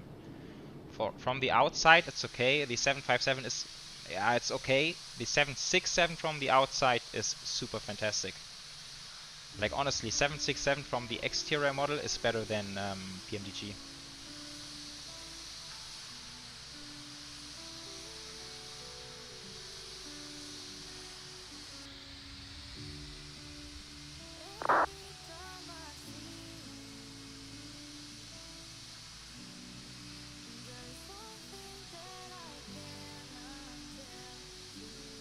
But I mean, this looks not too bad from the outside, right?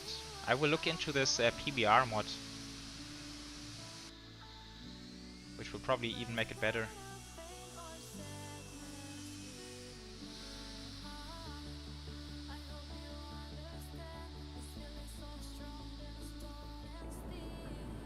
But Bob, you know that PMDG is working on 757 as well, right?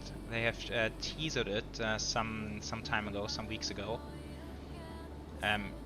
Apparently it's early stage development, so it will be probably years until we see it. And I guess it's coming for Microsoft FlightSim only, but so at some far away time in the future, we're gonna have a pretty nice, pretty nice 757.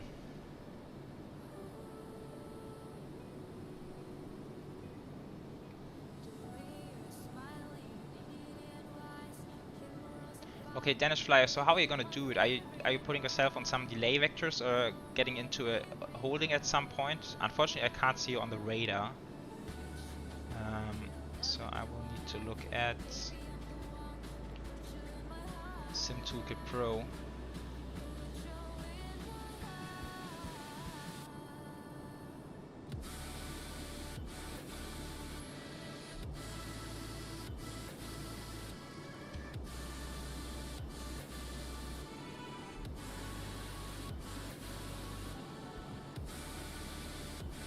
It's your brother's account. But it's nice that that you can use it.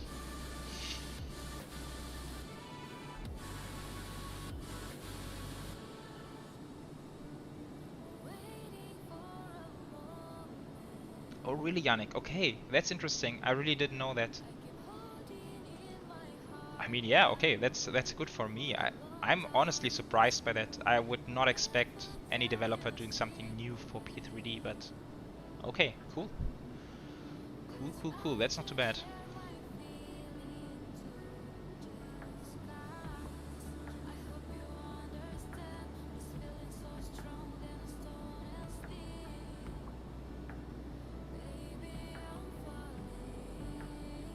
Captain Schlotter, wow, that's a nice routing as well.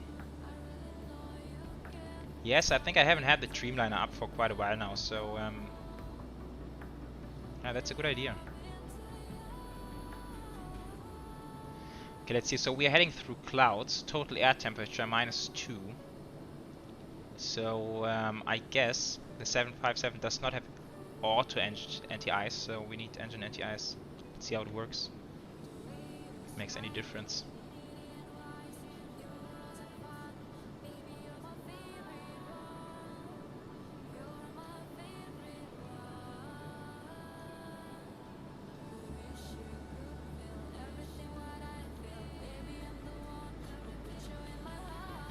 What I generally like in the Captain Sims is the weather radar. For some reason I think it looks more realistic than any other developer. I mean, it's really hard to judge how accurate it is, so it might be completely off from where the actual weather is, but at least from the looks of it, I kind of like it.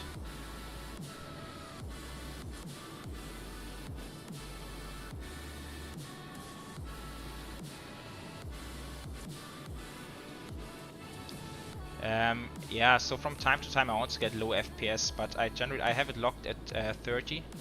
So right now we are at 30, and I think 30 FPS is absolutely enough for flight sim. You don't need like 60 FPS or even more. It's not like a I don't know, like a racing game or first-person shooter or something like this. So 30 FPS is absolutely fine for flight simming.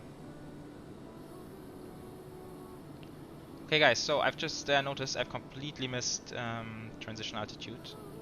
3014 is set now.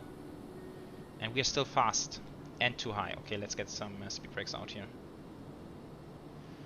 Let's get some speed brakes and let's see. Let's prepare for the arrival. It's the 757. It might go totally wrong. Descent checklist. We've done that. Approach. Altimeters are set now. Nav 8s.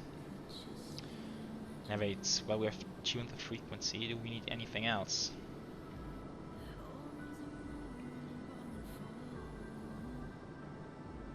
I think we can leave it on auto. It's fine.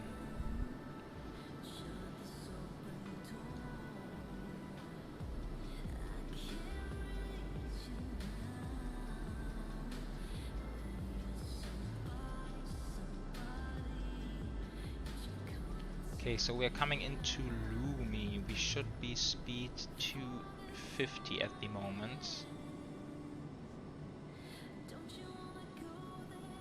Why does it even want to slow down further? That makes no sense. Why is it 210? Did I not check that earlier? Or did I miss it? I might have missed it. I don't know.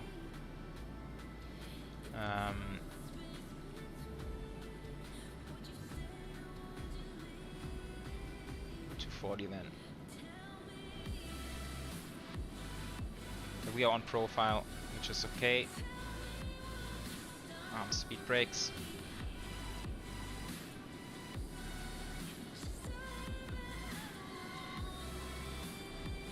Blind SPAD. Are you talking about gaming now? Like if I'm playing anything else besides Flight Sim? Or do you mean real life? Because in real life, yeah, I do tons of stuff other than flight simming. Look at this terrain. That's amazing. It looks cool. This looks really cool. But yeah, in terms of gaming, no, actually not. Or not so much. Like I mainly play flight sim. Or I do flight sim. It's not gaming, right? Do you have a pet? No, I don't have a pet. No, I don't. Okay, let me focus here. I'm gonna dial down the music touch for the landing. It's like, you know, when you're driving in your car and you have the radio going, and then at some point you tune down the radio or the music just so you can see better. It's a pretty odd thing, but people tend to do that. Ah, sorry, not the nose. The wing landing lights.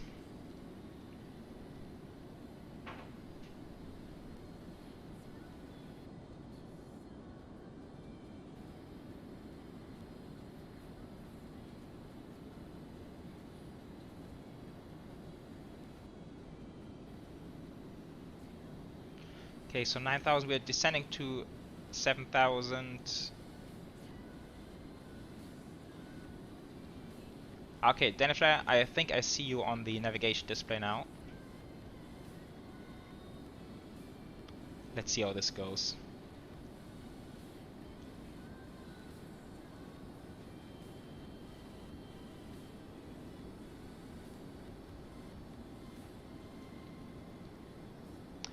Bob, currently no, I'm not working aviation related. I'm thinking about it, maybe for the future. I think all the Corona time has been a pretty bad time for going into aviation. But if it gets better eventually in the future, then I think it's something I might consider. Not being a pilot, but something else in aviation maybe.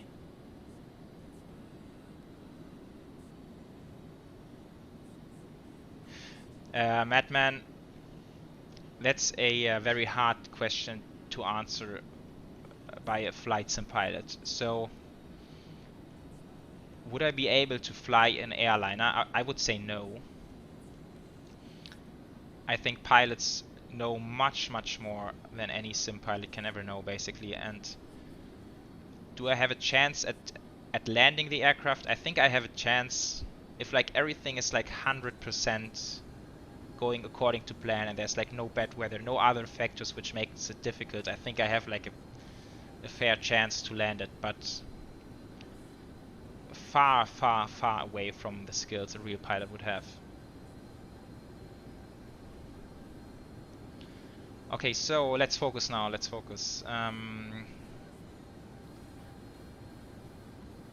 But I'm fairly happy with the descent of the 757. That was not too bad. That was not too bad at all.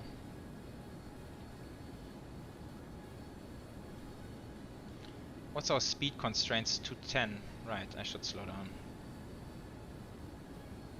I should slow down now.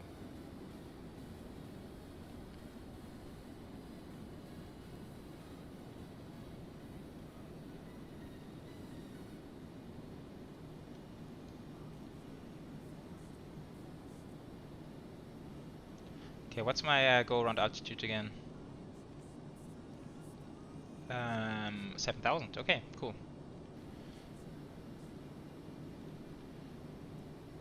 Outside views. Yeah, let's. Ah, okay, that's localizer. That's good. Let's start to slow down. We're still quite fast. Flaps 1. Ooh, what happens there? Speed to 40 for flaps 1. That's crazy. Why?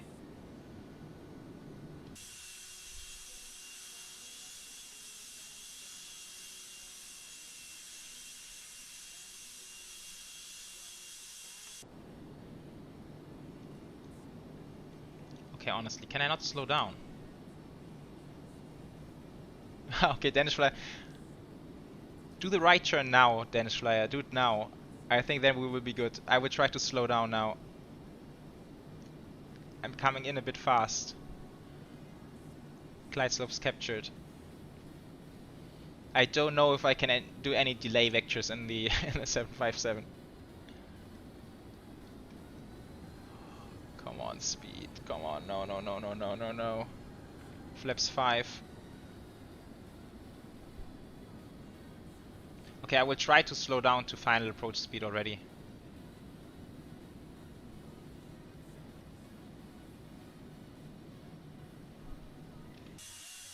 Ah, there you are, there you are. I see you. Yes, yes, yes, yes. That's looking good.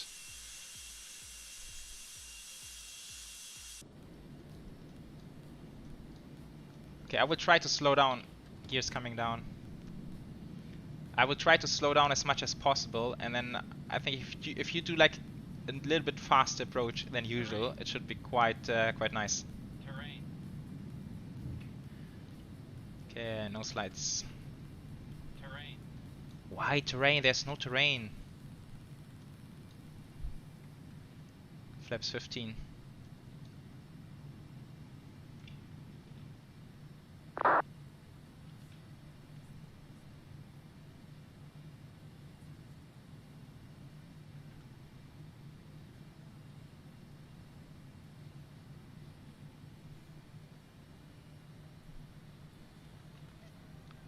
Flaps 25.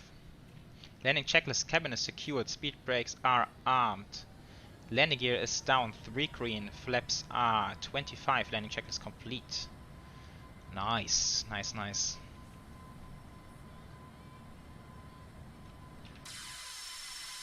Okay, so where are you?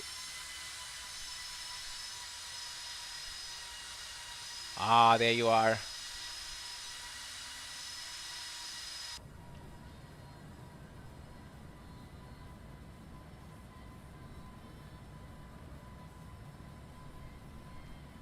Butter landing is required. Yeah, for sure.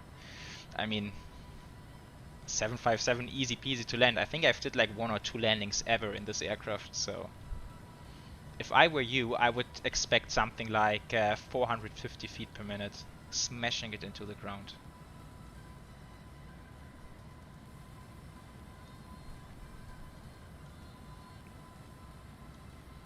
This is a very, very cool arrival. Look at the terrain all around. And then the Vega Strip being down here somewhere. It's so cool that the airport is so super close to the city. Yeah, FlyTampa has so amazing sceneries. Las Vegas and also Dubai. It's amazing since they do like the full city. Okay, okay, okay. Let's get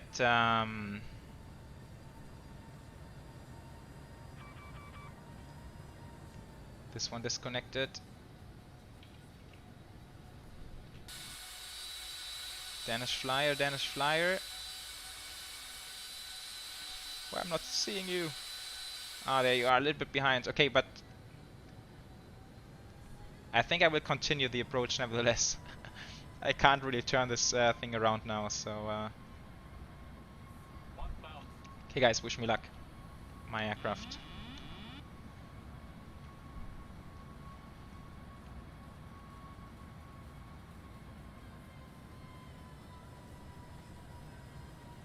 bit high.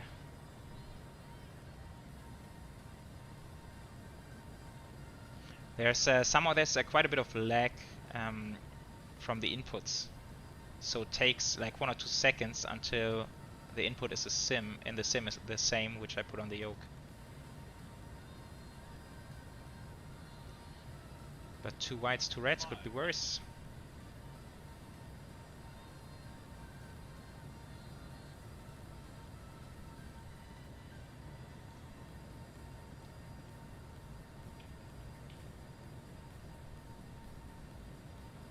Oh, it's a little bit off.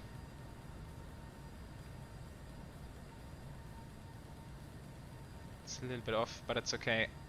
It's okay. It's okay. 50, 40, 30, 20,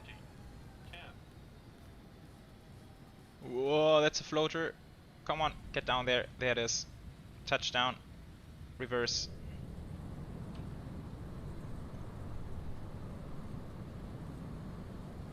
And decel.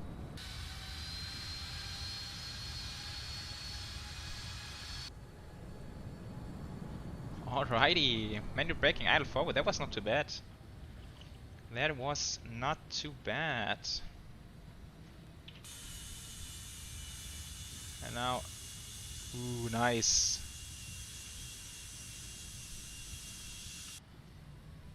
I'm hoping for a good one for you, mate.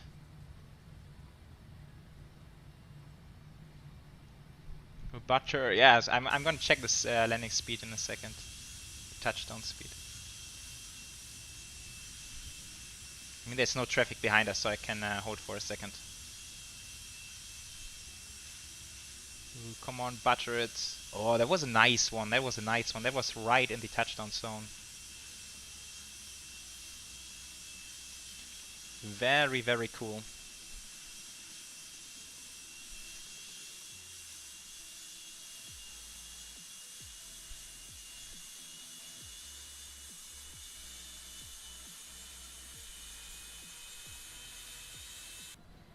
Nice, very cool. Sorry, I didn't really manage to wait for you on the approach.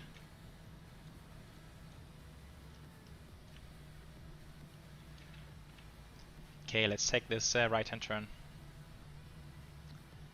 Flight time 111.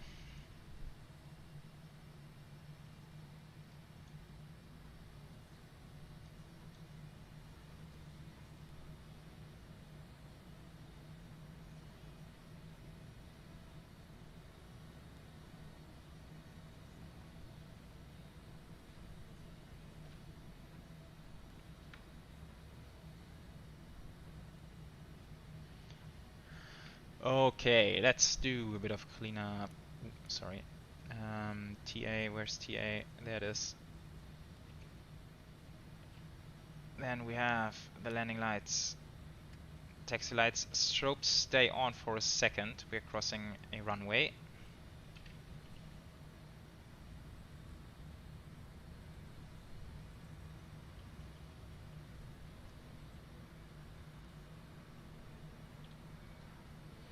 Okay, and I think I still have the flaps out.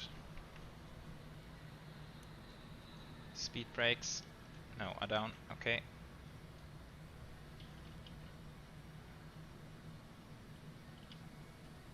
And then also we can get rid of the terrain and the weather.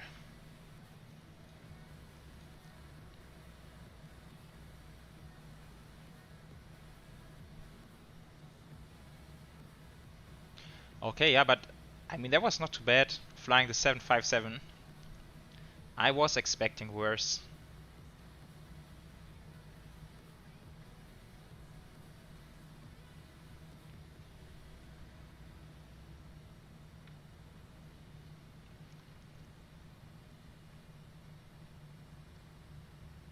Yeah, King Reed, that's very good of you to say it. For everyone in here in the chat who does not know, Danish Flyer has also a channel himself, and his graphics are simply amazing, out of this world. I love the videos. So go check it out on YouTube, the Danish Flyer. And let me check out the charts for parking. I think technically I need to go to Concourse Delta, which is a bit of a taxi. Oh, there's more. Ah, yeah, that's the guy from San Francisco probably coming in.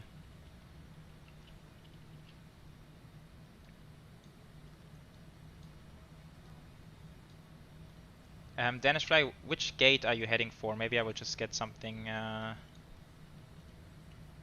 Maybe I will just get something in your vicinity.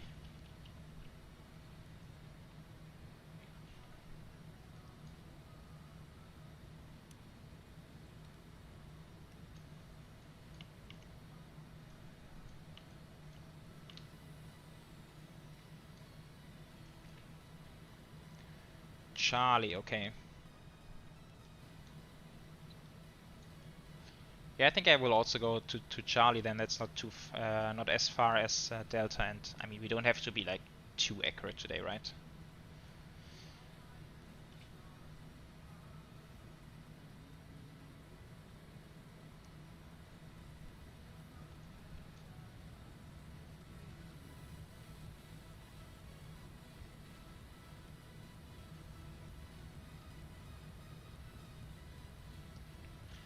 Bob, I said that wrong earlier. I'm not using a yoke. I have the Thrustmaster Airbus side stick at the moment. I'm really looking into getting the new Boeing yoke from Thrustmaster. It looks amazing, but it's kind of pricey, like $500, and I'm not willing to spend that at the moment. So I'm sitting it out and hoping that the price will eventually drop a little bit.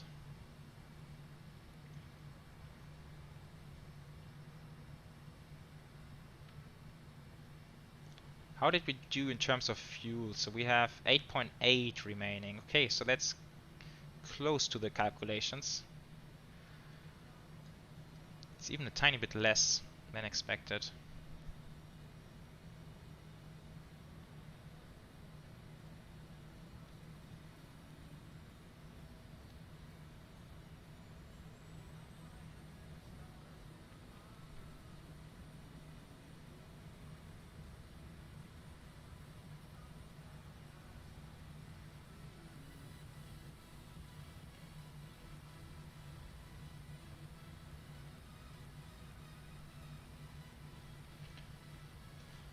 Okay, we are getting there.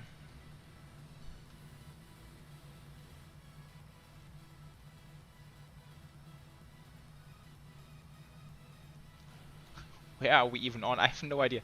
I've just been following the Danish flyer here. Haven't got any orientation myself, so that's Bravo 7. Aha, Bravo's okay. No, that makes no sense. What is this? Bravo 5. Okay, I have to say it. I'm lost. I'm lost. I'm lost.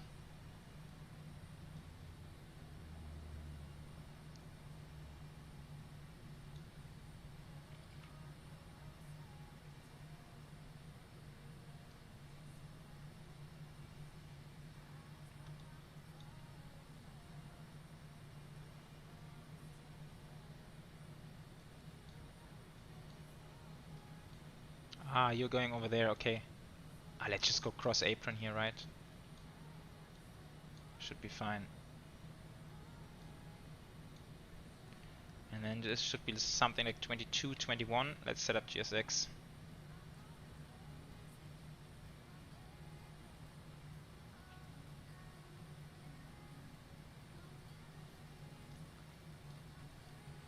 Oh, perfect. That was a lucky shot.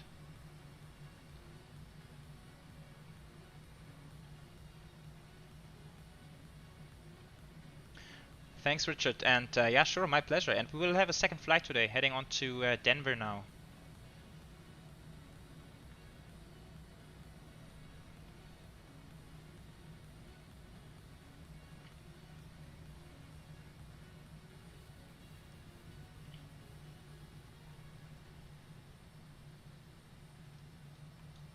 It's not a huge parking, but I think it should be just alright for the 757.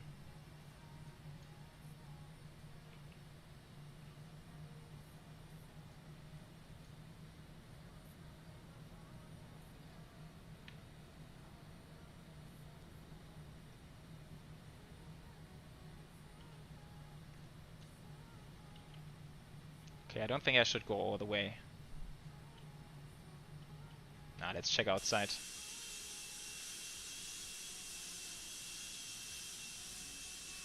Yeah, maybe let's go to the last one. We have a long aircraft.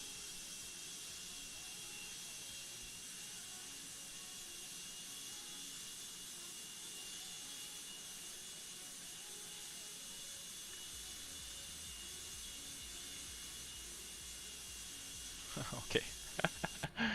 Alrighty. Parking brake is coming on. APU is running. Nice. Few control switches are coming off. Block time 1:32. This is coming to standby and 2000 technically.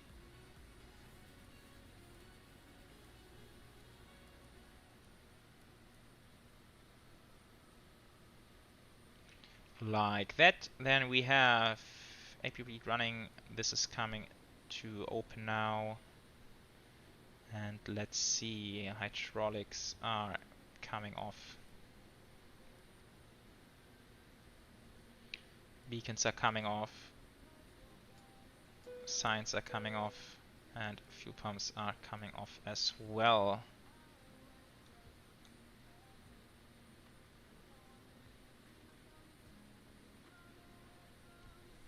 Okay, let's ask for deboarding, see how it works. 219. Cool, shutdown checklist, hydraulic panel is set, fuel pumps are off, speed brakes are down, flaps are up, parking brake is set, fuel control switches are cut off, and weather radar is off. Shutdown checklist completed. Okay, let's get external power. And then also open some doors. So I think we have this one, entry door, cargo door, and wheel chocks. Okay, should be it for the moment.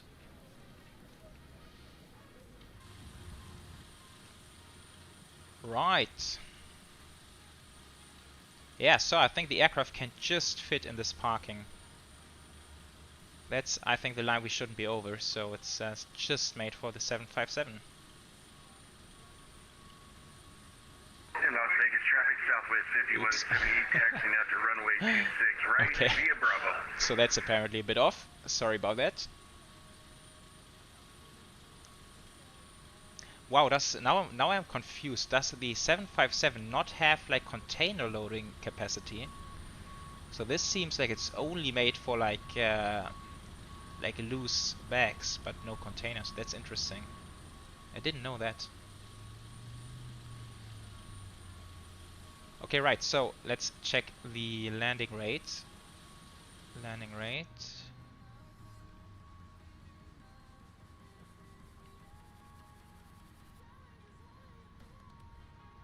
So Volanta is giving me 131. That's not too bad. That's not too bad at all. And Sim Toolkit Pro is even giving me 95 feet per minute. That's nice. That's better than expected for sure.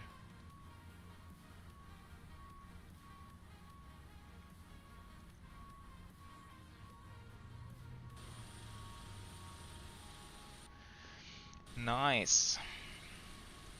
Oh yeah, Bob, you're right. The cabin. Oh, we completely forgot to check it out. There's even GSX passengers. But that's not the cabin I've been seeing earlier. Wait, let's try this again. So there's a proper cabin.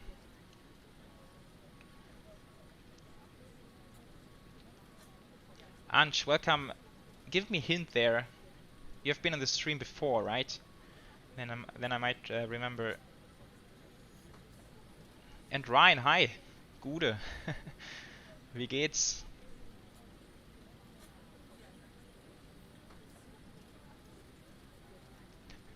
Yannick, but that's what I'm saying all the time, right? Like 330. I keep doing this all the time. Okay guys, so flight number 1 is completed. Thanks Ryan, I'm doing very well. I'm doing well, thank you very much. I'm gonna be off for like 2 minutes, have a very quick break, and then we will be back and I will set up the flight plan and everything for the second flight onto Denver.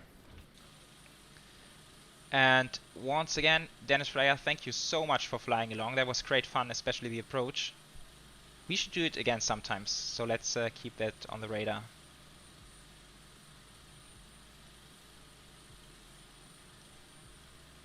Bye, Bob. And Flow 757 bulk cargo only. Yeah, that's interesting. Okay. I mean, it looks like it's a huge cargo compartment down there, so it's probably could be used for other stuff, but okay. Interesting. Yeah, Dennis Flyer, thank you so much for flying along, and see you next time. See you next time. Okay, guys, I'm going to leave you with this view only for 2 minutes, and then I'll be back. And we will traffic southwest set up for the next flight. Taking the active 26 right, departing now. The Raider 2 departure and up to flight level 260, southwest 5178.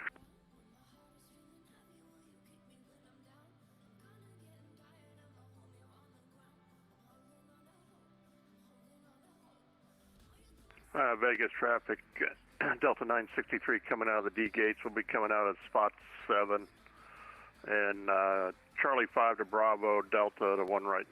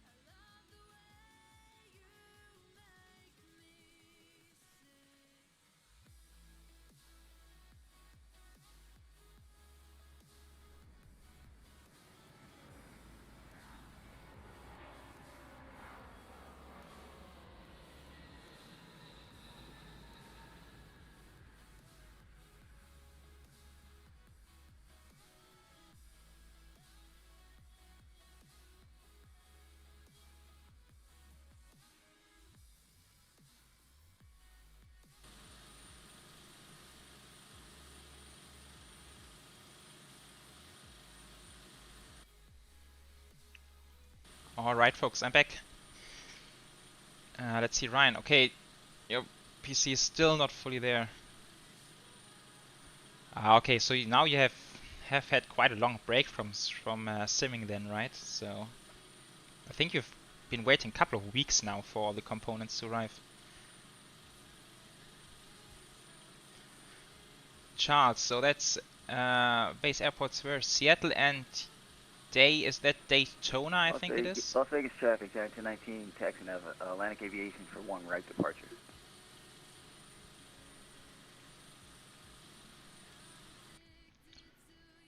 And Yannick, let's see. No, actually, it's still 33 people on, so you guys stayed on. That's very cool. Very cool. Okay, let me quickly go to sim brief to the next flight planning.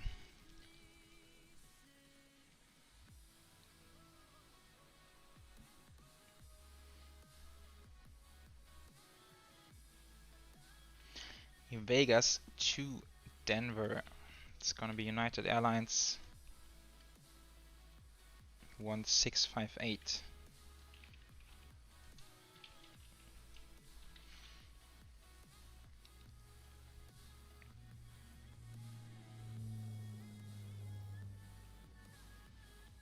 Okay, and the 757.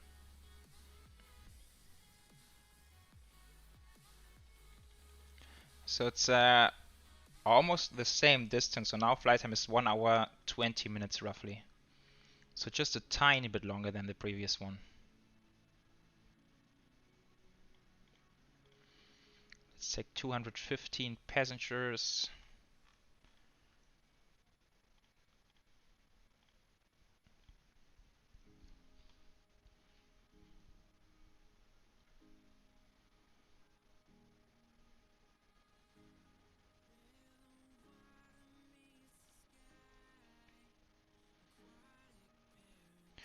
Ah, they have a loading belt charts. That's very interesting. Okay, so you were actually working on the airfield. So if I understand your text correctly, there's like a belt in here which then brings the baggage all the way back here, I guess. That's very interesting. And Charles, based on your experience, does it ever fill up completely with baggage, or is there usually a lot of space left? Because I can't imagine that the passengers in like only the the baggage from the passengers are gonna fill up these compartments. But I might be mistaken. I don't know.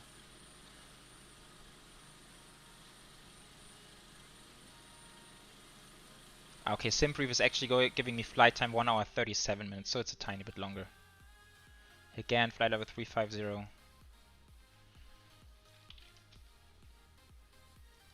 Okay, quickly downloading everything and filing on VATSIM.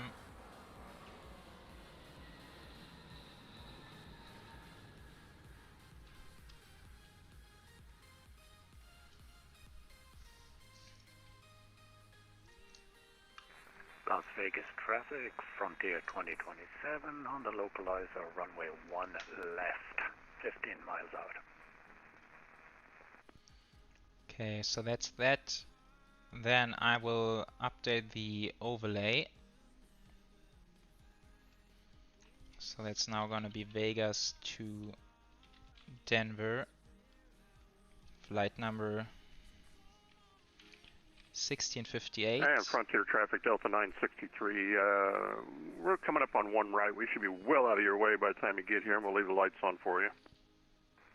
Thank you very much.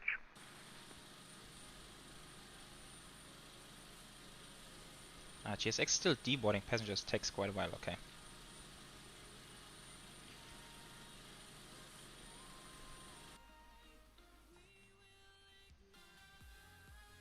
Okay, how do I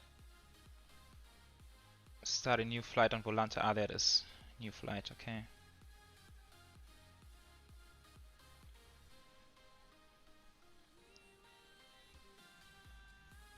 We get started in the flight deck in just a second.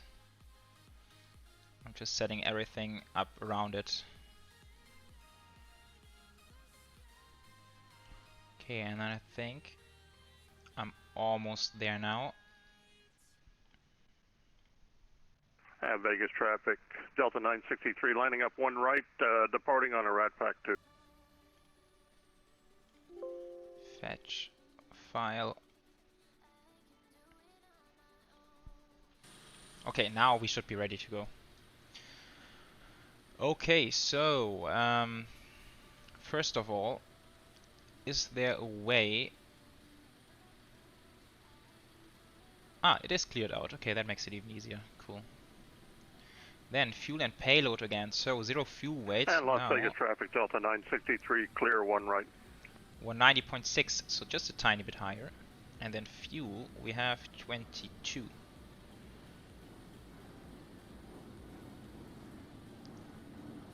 Like this, and this should be loaded instantly. Yes, looking good. Cool.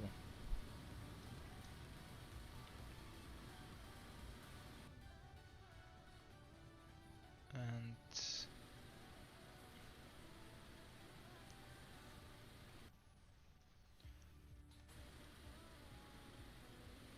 Ah, that's Dayton, not Daytona Beach. Okay, of course, you're right. Absolutely. Sorry, I got that wrong. So that's Dayton.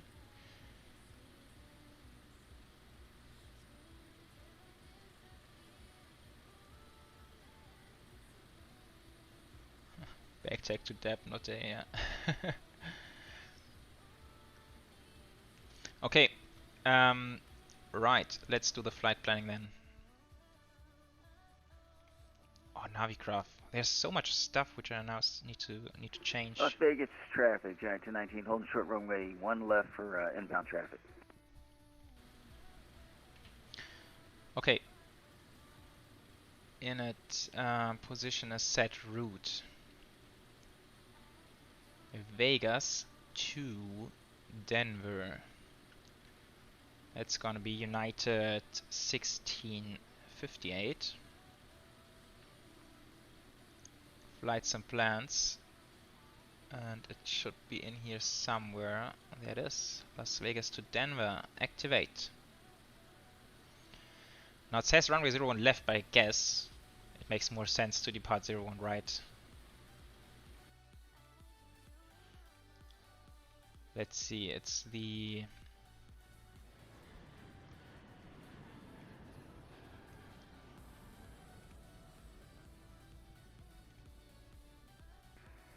Las Vegas traffic, Giant 219, crossing 1 Git left. 1 departure. Git 1 out of 01 right then. With the Tucker transition. Las Vegas traffic, Giant 219, clear 1 left at Echo. Okay, and just to be well prepared, we will enter an arrival as well. Let's plan runway 16 right. Does that make Vegas sense? traffic, 1 left vacated, Frontier. I think it does. On the ski arrival with the bump transition. Okay, cool. That's that. Las Vegas traffic, Giant 219, departing runway 1 right. There's quite a bit of traffic here, that's cool. Zero fuel weight 190.6. Reserves shall be 6.5. 350, same as the first leg, and also cost index 30. This again is coming to 0. 21.2 for the center of gravity. Insufficient fuel, yeah, we had this before. Let's see the weather, probably unchanged.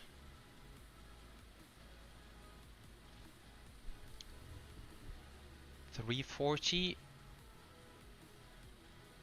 18, gusting 27. Wow. But it was not even that bumpy on the arrival. It was quite okay actually. Temperature is 8. Okay, let's again do flap 5 and then 21. I think 40 was alright earlier. Let's maybe get a little bit lower. Let's try 30 for now. Want a little bit less derate. 152 pre-flight complete. Nice. Okay, so 152 coming in here. And let's have a look at the departure. So that's the 1 out of 01 right, and that's initial heading 14.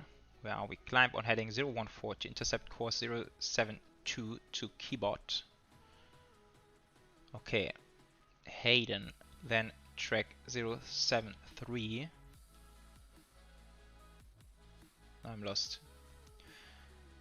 To Iro, at or above 11,500 and at or below 250. Okay, so that's interesting. We are above 10,000, but we still don't want to exceed 250, so that's rather important. And I'm wondering here, that's like heading and on track 07, okay. Alright, got it. I think I got it. And top altitude, again, flight level 190.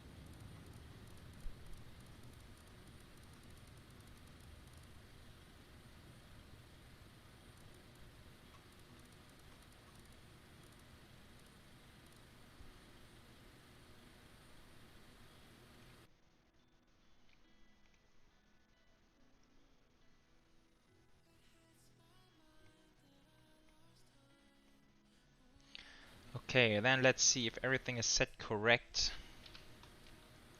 in the next page. So that's Keybot, Hayden, Iro 250, 11,500 or above, that's correct, and that's the only constraint we have. Tucker, and then it's bump.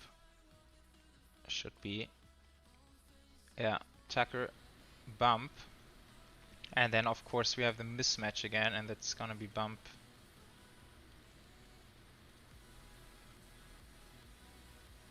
Okay, so that's actually... I didn't even notice earlier, so that's from the departure straight onto the arrival from Tucker to bump. That's a direct 149 nautical miles. Okay, that's fun. That's interesting, okay.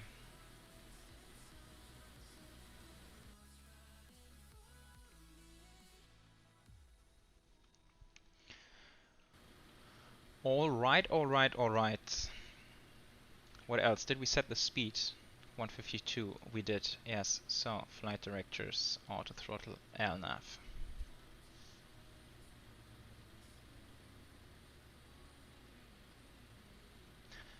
I'm trying to think now, did I miss anything essential?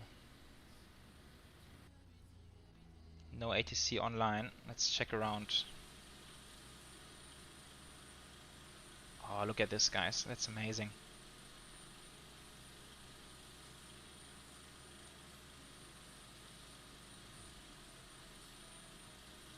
Aditya, hey man, how's it going? Yeah, Ryan, absolutely. If it arrives, let me know, then we can have a flight. And yes, I have a second monitor, a small one only. Yeah, otherwise I would have no chance to read the comments. And Schlotter, welcome back. Okay guys, so I think let's get to it. I love the scenery, it looks amazing. Looks amazing. Okay, cargo door.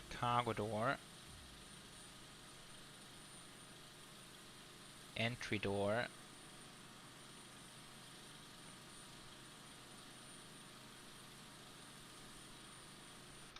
Do we have the parking brake is still set? Yes. So wheel chocks.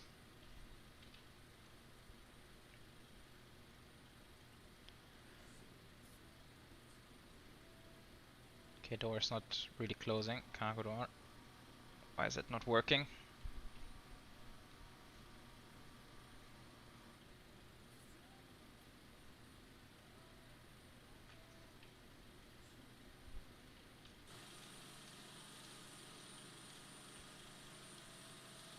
Why is the door not closing? Ah, there it is, okay. This GX config is so off. Crazy. Okay. Yeah, doors should be closed. Let's check back in a second. Okay, Preflight Checklist, oxygen, we still can't check that. Pressurization mode selector is on auto, landing altitude is still set at local since we need, like for the case we need to return to the departure airport.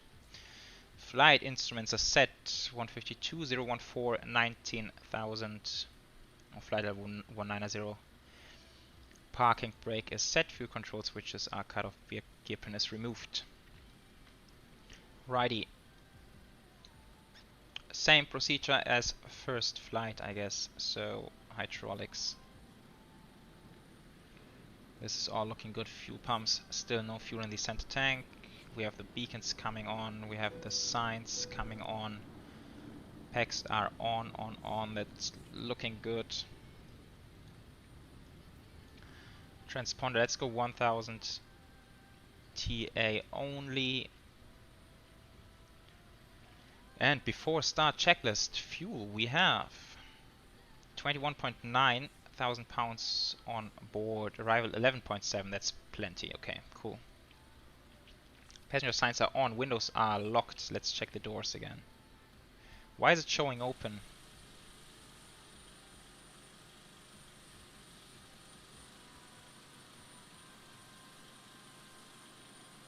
Knuspercakes, hey, how are you doing? Welcome to the stream.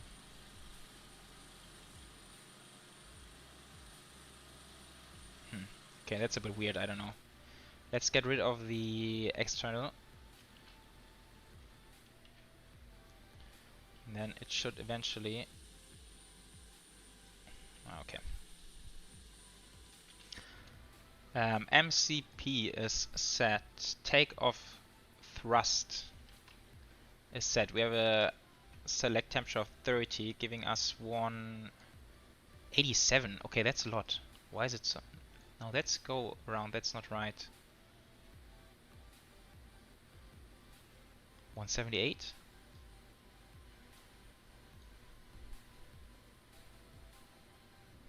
Okay. Takeoff speeds deleted. There we are now. Okay. CD preflight is completed. Rudder and aileron trim. Aileron trim should be, or 0 and 0, and then takeoff trim. Let's do 4.86.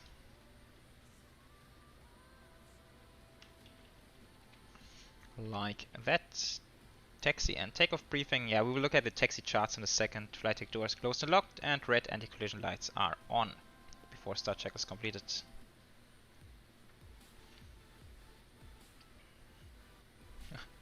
Okay guys, now my good friend the Danish flyer is not around anymore, so I actually need to figure out the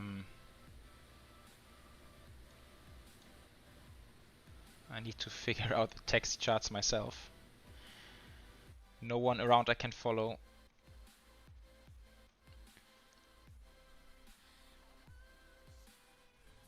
Okay, so we will get pushed back with the tail to the left and then taxi down towards Bravo. Let me show you. So we are on the Charlie gates. We can taxi down Bravo 5. Then down on Bravo, down on Delta, cross the runway, and then we can take Delta or Alpha. But Alpha will work. Yeah, we can take Alpha. On 201 right, I guess. Cool.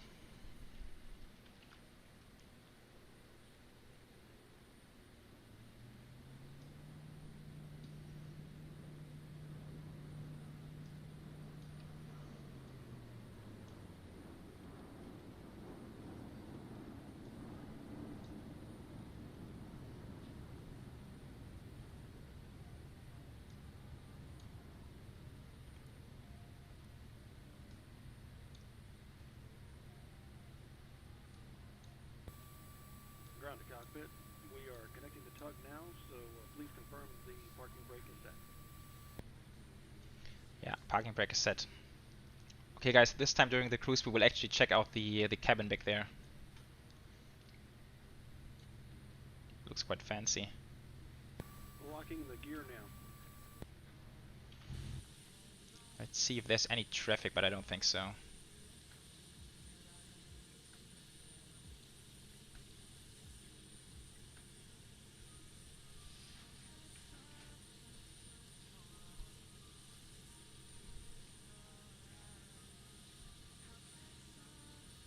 Alright, Captain, bypass pin is inserted and the tug is connected. The weird thing is, I think I actually installed a GSX config file for the 757. But maybe I installed it in the wrong way.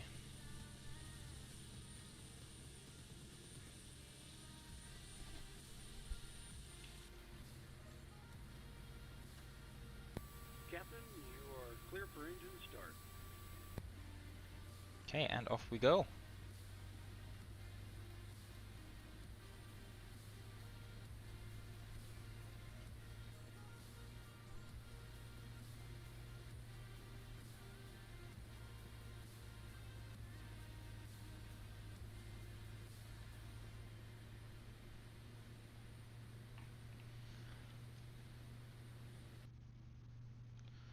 Okay, let's go ahead and fire up number 2.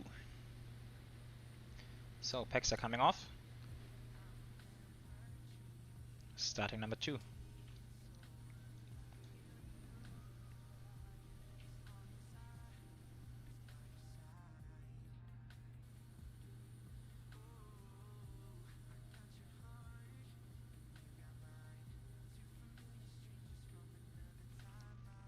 Okay, something's not working. Let's see.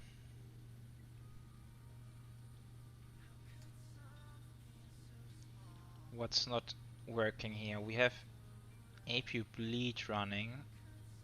Pushback complete. Set parking brakes and confirm.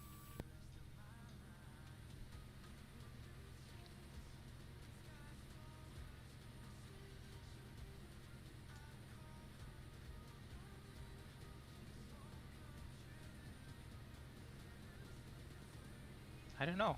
It looks fine to me. Are you guys seeing anything?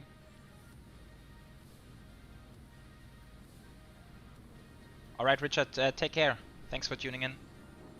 Stand by. Unlocking the gear. Okay, let's try again. I don't know. It should work. Packs are coming off.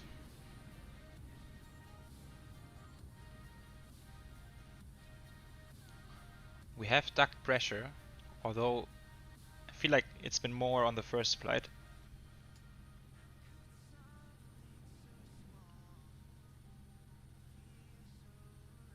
I don't know, it goes to 5 and then it stops. Tug is disconnected and bypass pin has been removed. We'll signal you on the side and have a good flight.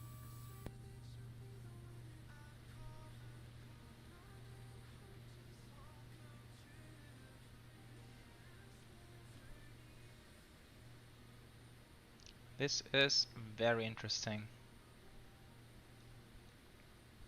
Guys, are you seeing anything I'm doing wrong here?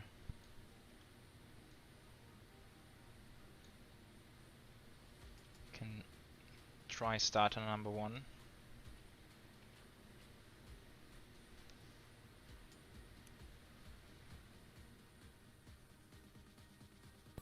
Alright, aircraft is clear. You can start the engines at your discretion.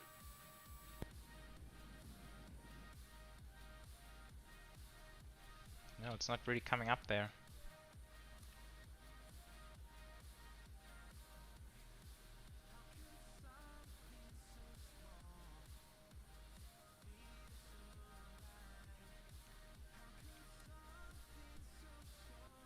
I don't know, it might be a bug even.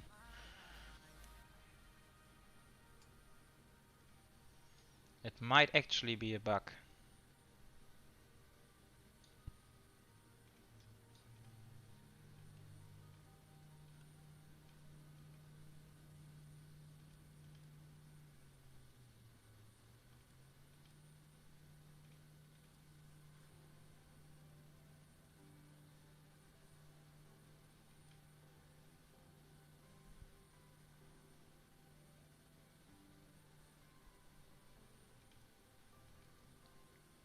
Yeah, Ryan, the weird thing is I'm quite sure it worked the same way. Ah, we have anti-ice still on. Maybe that's an issue. Ah, look at this. See the duct pressure? It's less with the engine anti-ice on. Okay, that was my bad now. Okay, let's try again. Yeah, right, I had the same issue with the 767. You're absolutely right. But let's try and see if it works now. Yeah, that looks good. That looks much better now.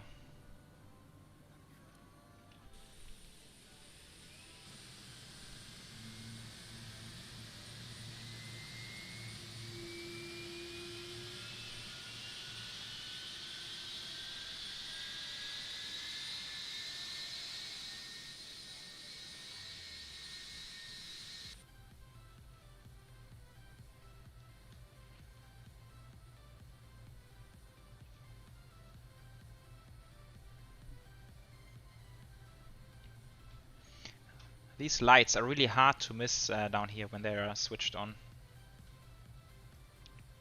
Okay, starting number 1.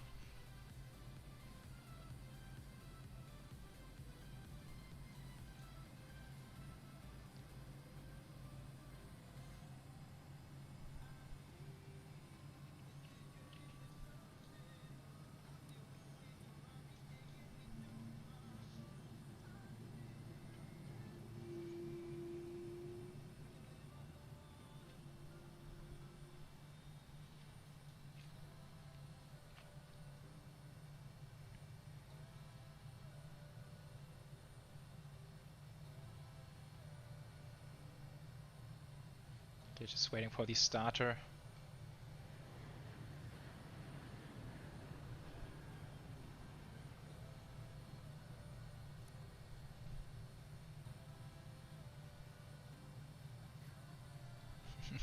Yeah, but Ryan, that's cool. So we have a bilingual chat here. That's not too bad. Okay, starter cutout. Cool. So packs are coming to auto now. This is coming off, and APU shutdown. Righty. Now what else? RTO flaps 5. Trim is set. Flight controls. Full left. Full right, neutral, full up, full down, neutral, rudder, full left, full right, neutral. Okay, what else? That's looking good. Before taxi checklist, anti-ice not required. Isolation valve is off. Recall. Parking brake is set, that can be cancelled, that's fine. Out brake is RTO and ground equipment is clear. Parking brake off. Off we go. Taxi lights. Let's get ahead. So before takeoff checklist, takeoff briefing is reviewed. Packs are auto. Flaps are set position 5. Stabilizer trim is set. Speed brake lever is down. Flight controls are checked. Cabin is secure. Before takeoff checklist completed. Nice, nice, nice. Okay. Then again, let's go to rain. Traffic. TARA. Traffic is set. Weather.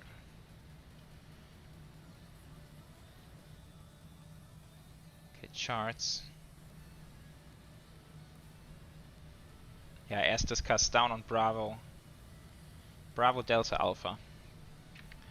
That's the sequence.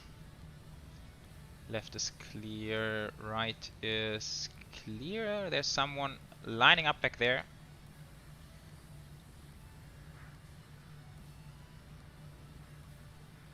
Yeah, so I think usually United would be back there on the Delta concourse.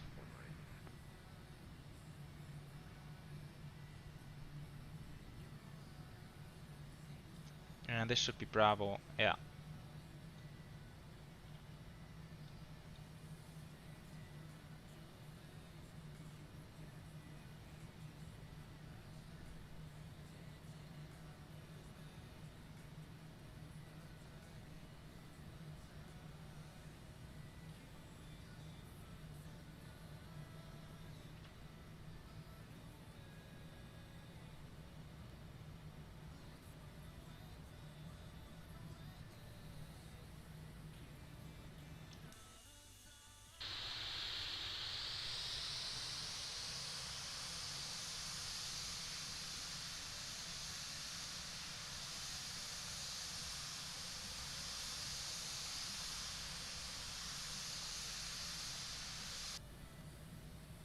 I wonder if flap 5 is like the normal takeoff flap setting for the 757. I think you can also do flap 15 takeoffs.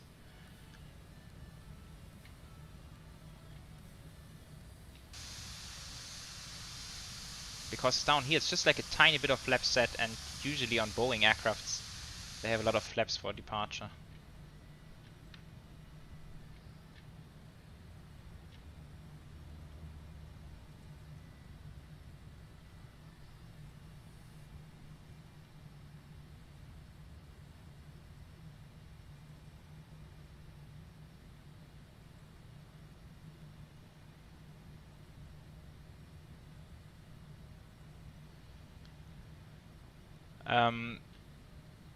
Yeah, well, Ryan, that's a good question. I don't know if I would say underrated, but yeah, in my very personal opinion, I feel like Microsoft Flight Simulator is hyped a little bit too much at the moment. Because I think, like, in many aspects, P3D is a bit better at the moment. So yeah, I mean, I really enjoy flying P3D, and as long as it works good and we have like these good planes on the sim, I'm gonna keep using it.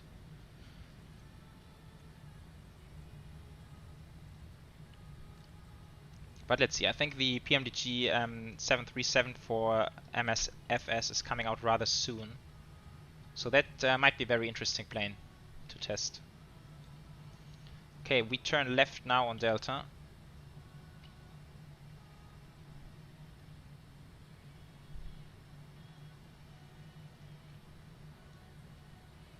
I hope I'm not messing with any traffic now, but it should be free.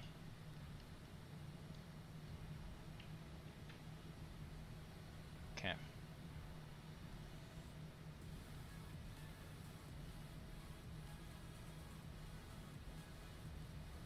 But yeah, both Microsoft Flight Sim, I think it has great potential, and when they have the good airliners, I'm gonna fly it as well. And also, I'm keeping an eye out for X-Plane 12.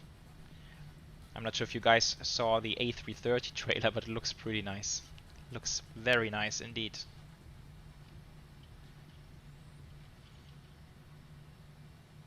Okay, so we can take this entry, and before takeoff checklist is completed. Las Vegas traffic, United 1658, departing runway 01 right, Las Vegas traffic.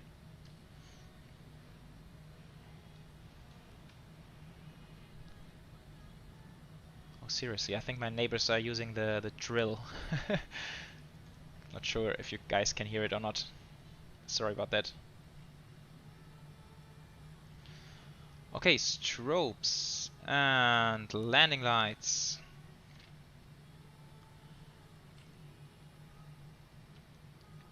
And once again, I would say, let's go for it.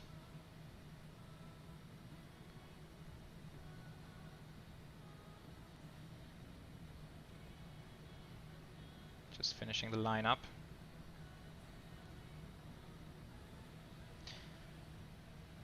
And let's rock and roll then. Power's coming up.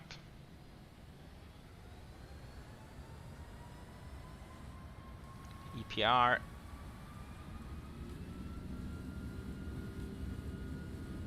Power set.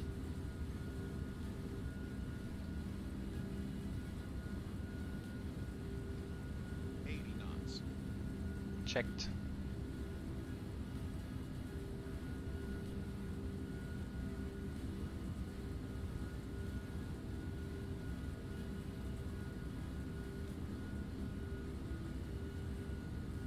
Yeah, it needs quite a bit of weight to speed up. That's very interesting. Rotate.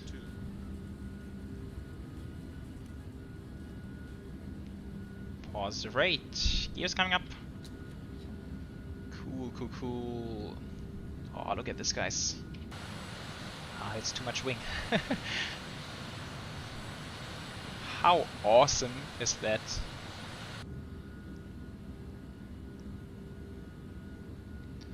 And then when I see stuff like this, I always ask myself, is Microsoft Flight Simulator like so much better than this? I know it's good in like general terrain, but I mean, this is pretty goddamn decent already.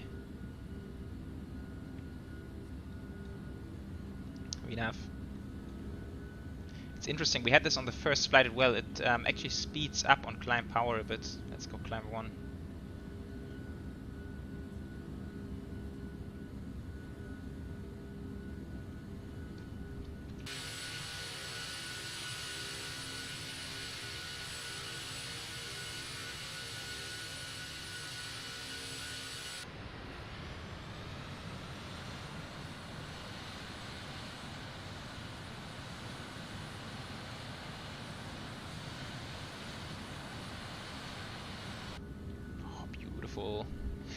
Flaps 1. Come on.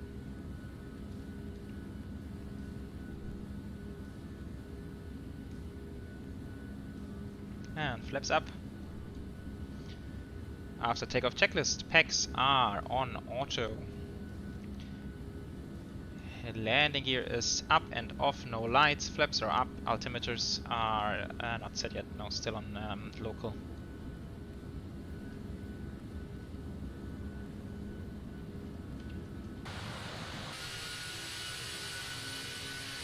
This looks pretty nice.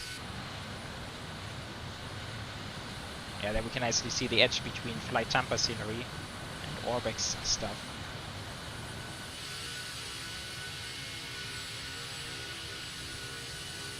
But look at this, that's beautiful.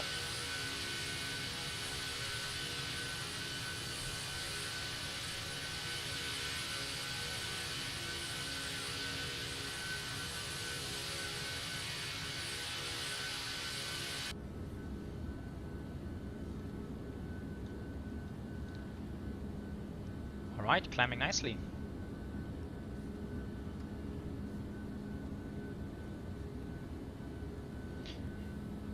Yeah, Verpimos. I agree 100%. I think over the years, Microsoft Flight Simulator will be an absolutely fantastic simulator. It needs time, of course. It needs time, but yeah, I think they also need to prioritize what they want to work on first. I mean, maybe that's the wrong way to put it. I think they have a good prioritization in terms of reaching out to potential customers. But for like the really hardcore simmers, that's not like the holy grail yet. But you are right. There's time. There's time to do it.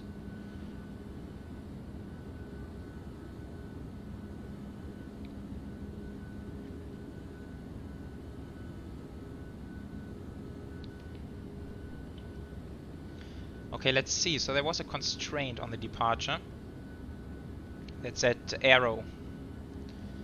We are good in terms of altitude. Gonna stay 250 knots until we get there.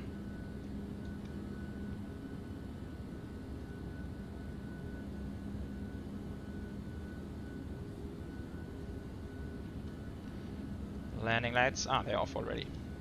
Cool.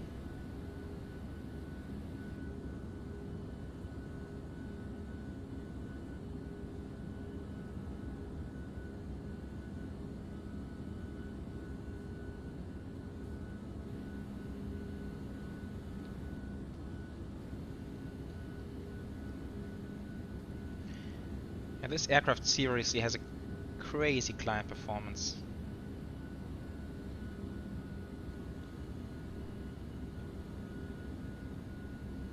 Okay, let's go cruise 350.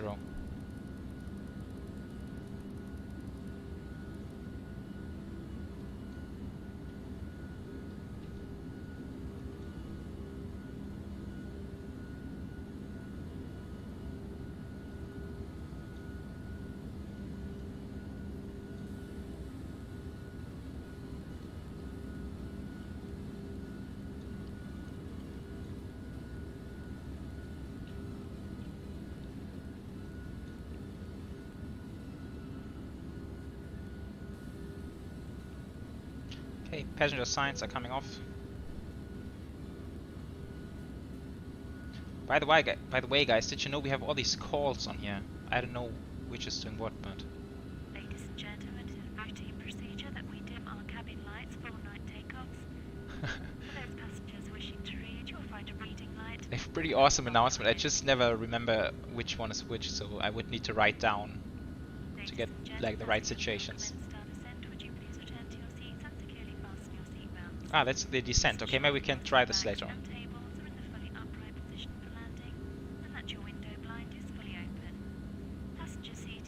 Huh.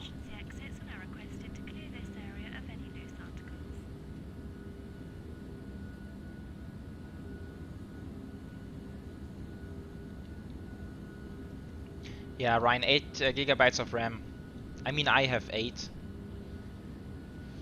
Okay, now we are not on the ground, so it's fine, but yeah, I know what you mean. I mean, 8 is okay, but of course having like 16 is better.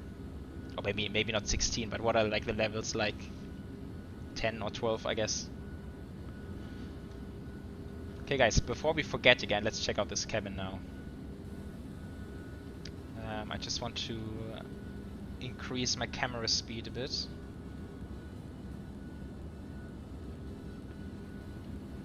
Nice. Yeah, so that's a pretty nicely modeled cabin. Look at this. Is this the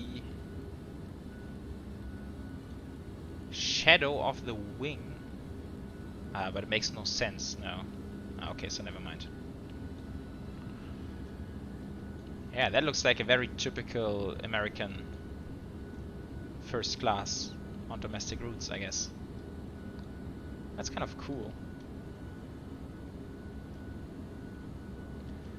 Yeah, RTX 390, but how much is it these days? It's probably like more than 2,000 bucks or something, I don't know. But look at this, we can see the wing from here.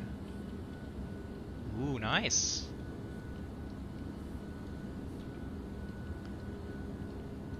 Okay, I have to be careful here. Cool. That's not too bad.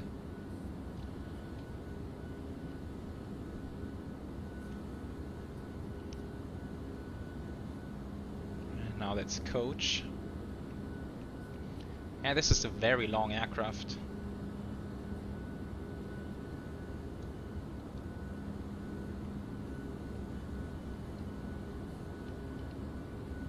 Aha, okay, on the 757 are the emergency doors not over the wing? Let's check this from the outside in a second. I think this might be wrong, but I'm not too sure.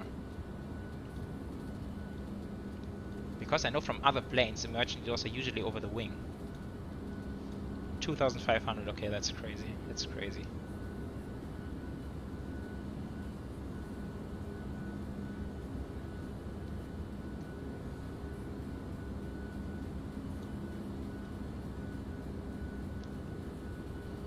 I'm being a very good pilot now, paying lots of attention in the flight deck. Ooh, nice Pepsi. Oh, I would fancy Pepsi now. Look at this, look at all the stuff they have modeled in here. Like, I think it's fun, but at the same time, just do a proper VNAV setup and then start to model Pepsi cans. That's like my take on it. But it is fun to some extent, I kind of like it.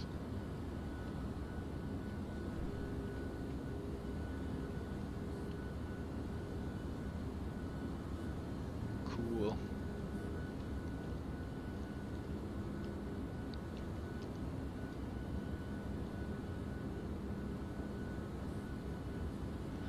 It's not too bad. I think that's like the first time. Yeah, tomato juice, the classic. That's like the first time I'm ever walking inside the cabin of a P3D aircraft. Is there anything we can do here? No, there are no click spots. Okay, but let's from the outside. Yeah, see? So that's off. From the outside, of course, the emergency exits are over the wing. From the inside, that's not the case. So this is completely off. Ah, then ist klar.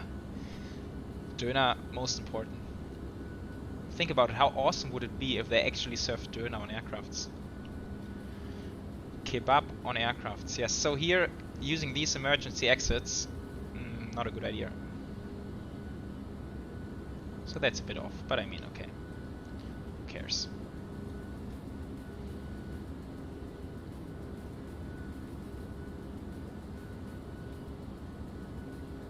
Yeah, Yannick, did you see the X-Plane 12 trailer with the A330 interior? They have like a completely accurate Lufthansa. I think they only showed the first class on the trailer, but that's a completely accurate Lufthansa first class on the A330, which is odd, which is very odd, by the way, because Lufthansa does not have first class on A330 anymore. So they are, I think they used to have, but not anymore. So X-Plane is a bit behind in that regard.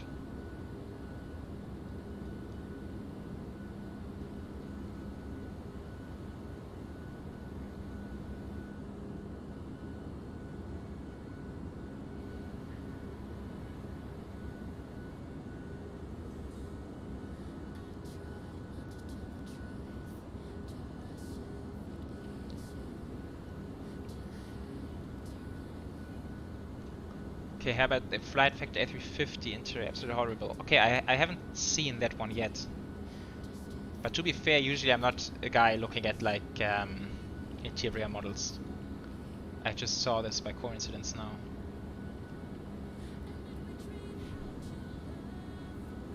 I think we're not even allowed to leave it open, the door, during flight, right? In the US, I'm not sure what the rule is. I think also in Europe it needs to be closed, but not entirely sure.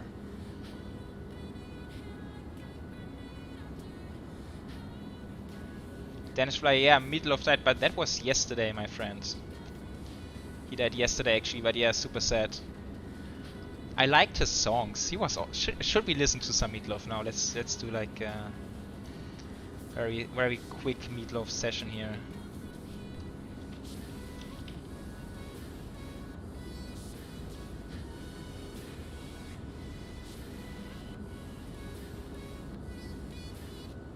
Bad Out of Hair, also correct.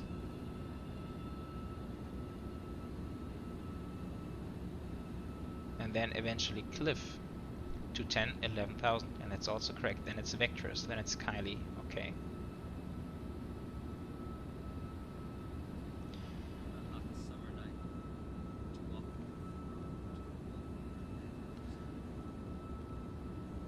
What I really love about Meatloaf is he had like these rock songs, but then he also had like these very soft, sort of romantic stuff. It's pretty cool. Okay, so from Cliff then.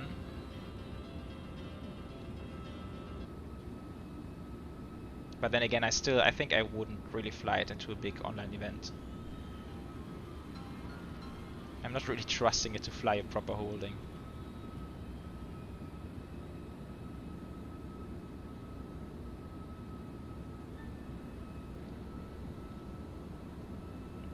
And guys, I'm just remembering, I think tonight the bookings for the Cross the Land will open.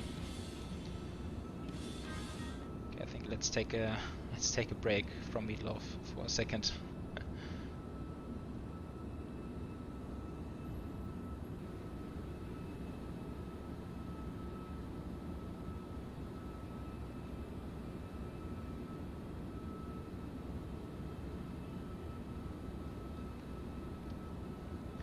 What I would really love is if the add-on developers would actually do like a cross-platform sale, you know what I mean? So I feel like if I buy the MD11, like let's say the TFDI MD11 for one sim, I feel like I should get the same aircraft for the other sim for free.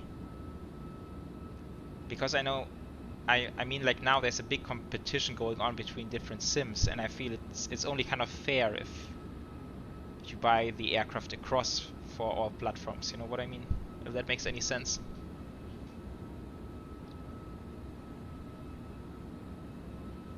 Because there's no point in buying the same aircraft for different simulators.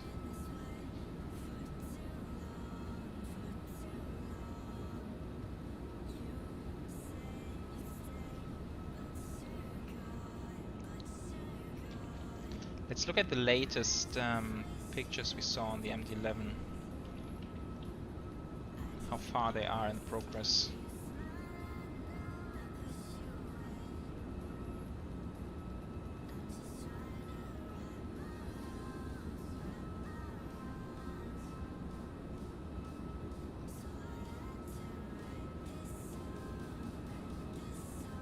Okay, interesting. On FS Elite I'm not finding anything on the MD11.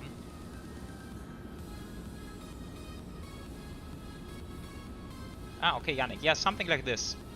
Like you buy a scenery from a developer and then it should work on all platforms. Makes absolute sense in my head.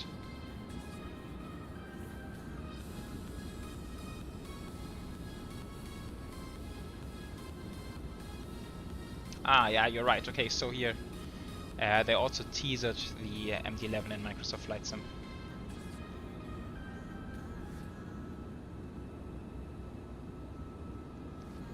This looks cool.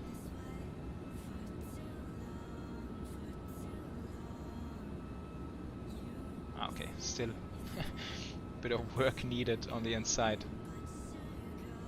But I saw some more previews lately. I don't know why I can't find them now.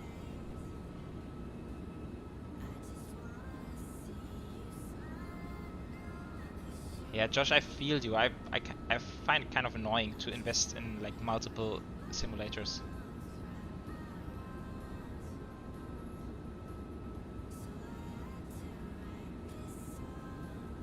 Yeah, and that's the Rotate MD-11 for X-Plane.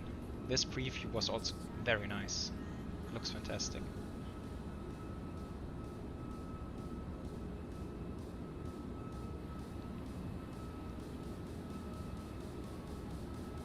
Yeah, the video, I saw it. But we can have a look together.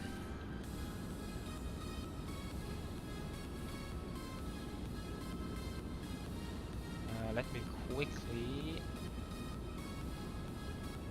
pause the music. Let's see how this works.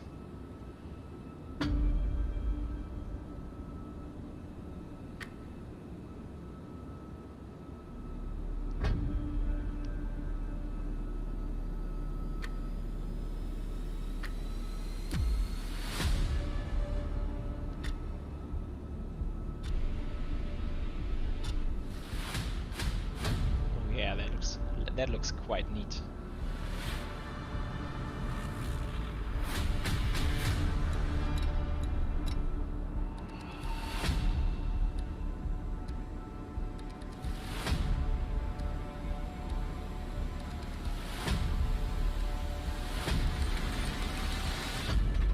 Yeah, Yannick, good point. I know. From a business perspective, you're absolutely right.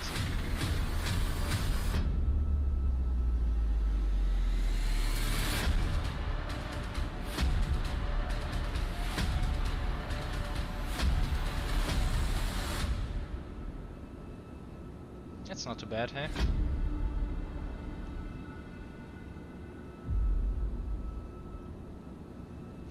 So guys, there's a lot of good stuff coming. And I think some of it may be sooner than later. So I think we're actually gonna see the PMDG 777 for Microsoft Flight Sim still in Q1 of this year, so that's pretty soon. And then I don't know about the Phoenix A320, but this should also not be too far away. I mean, this airplane looks so complete when they show the previews and all this kind of stuff.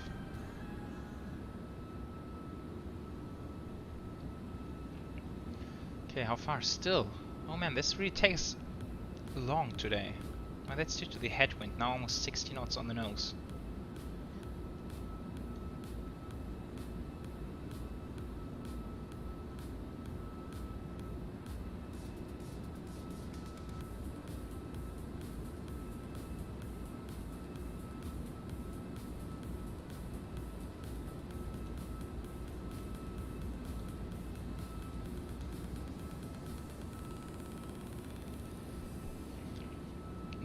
We can check again the weather for Denver.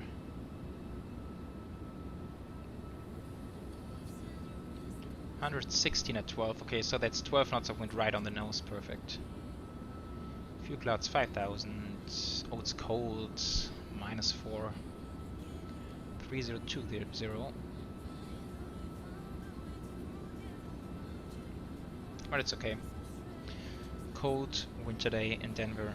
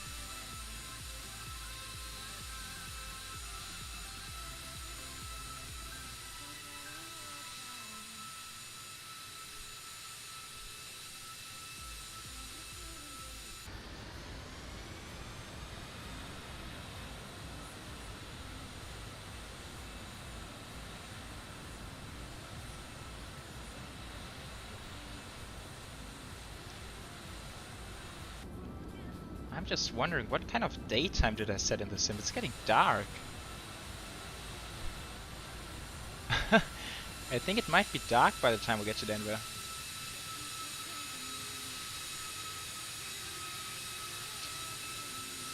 I didn't really think about it when I started off in San Jose, but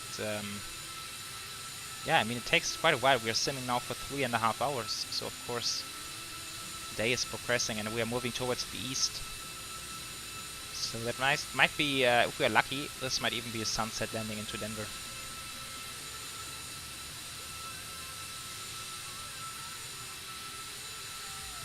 Josh, I think they will eventually make everything for Microsoft Flight Sim. They are starting with the 737. And then also at some point doing the 777 and the 747.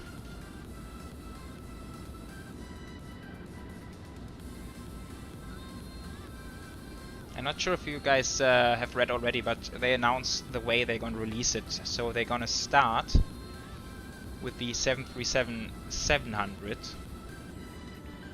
And they are going to change the way they are putting together the packages.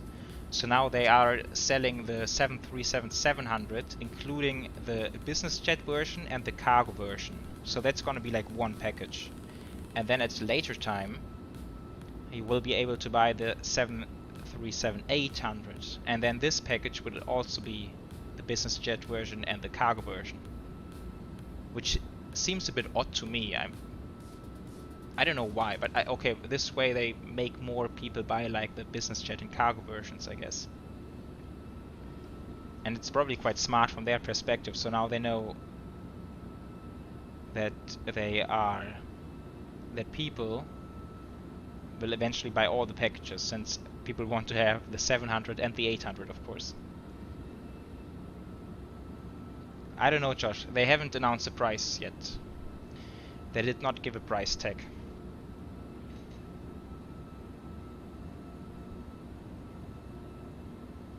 But if I were to give a guess, so that's really just out of the blue random guessing from me now. That's written nowhere, but I'm just guessing it's gonna be around $80 for the first package.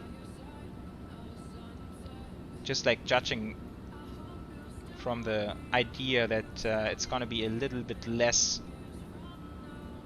compared to what they charge for P3D, but at the same time it's still gonna be pricey.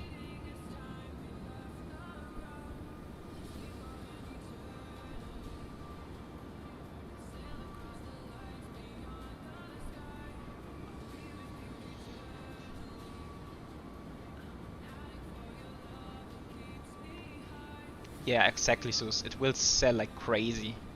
So it's very smart from their perspective. And then of course everybody is gonna get the 800 as well.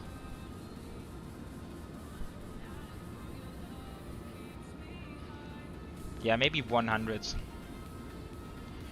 I think they will not break the $100 barrier, just for like marketing reasons. But I mean that's really just guessing now. I don't know. 137. Okay, we're getting there. We are getting there, and we eventually need some panel lights. But I mean that's good. So now we even get to check out the night looks of the 757.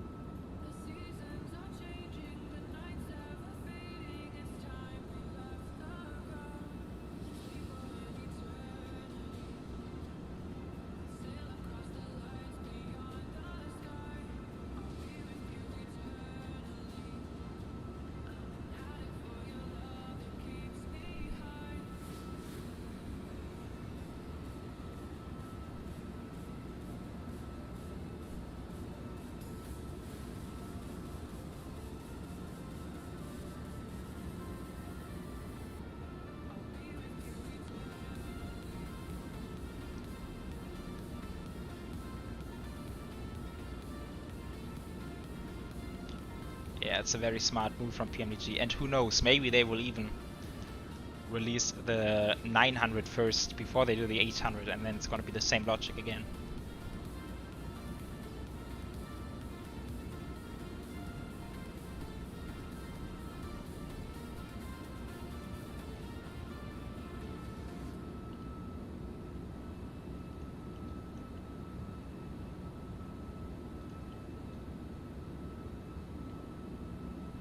I wonder, is this already part of the Rocky Mountains?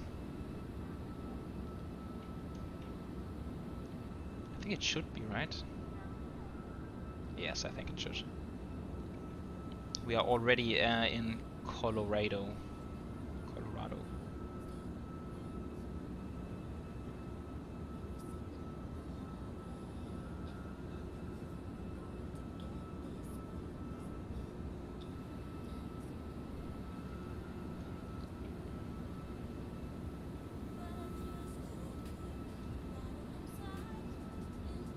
Okay, 118 miles to towards descent. Let's plan ahead a bit. We have so much time. Okay, so airport elevation is very high in Denver. That's 5,430.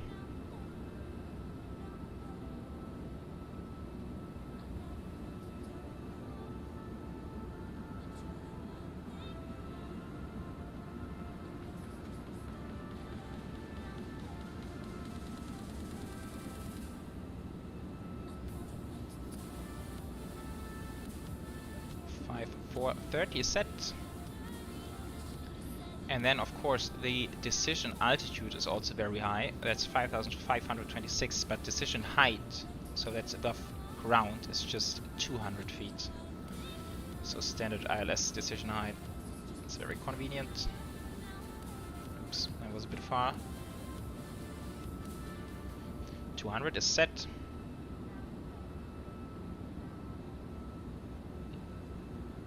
Oh, Josh, that's a good point. Quito, absolutely, absolutely. Are there real-world MD-11 routes into Quito right now?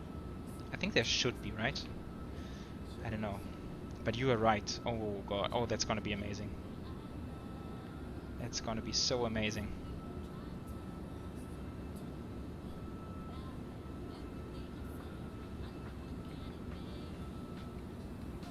I wonder why the cockpit light is not coming on.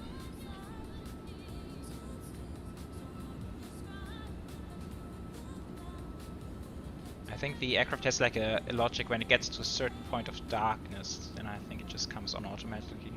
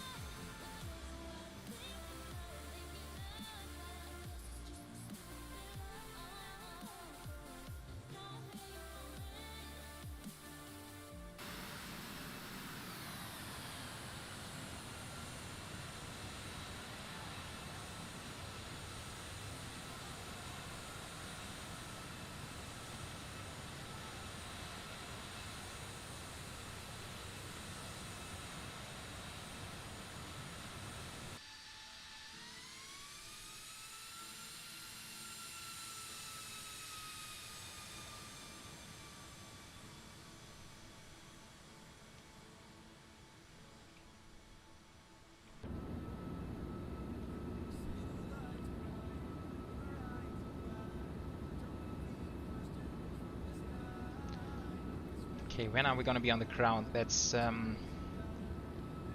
6 minutes past 12 Zulu time, and now it's... Heh, okay, that makes no sense at all. Ah, sorry, that's top of descent. I was wrong, sorry. So Denver, 25. Now it's 54. Okay, so pretty much half an hour of flight left. Maybe a little bit less than that, since we can get a shortcut onto the final. But half an hour to go, pretty much.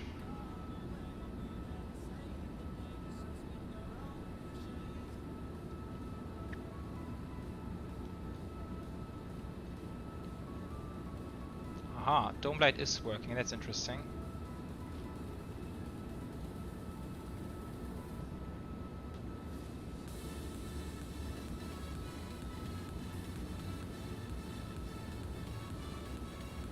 And let's see, what's the ILS frequency? So I think we're gonna do flap 25 landing once again. 111.9 on a course of 174.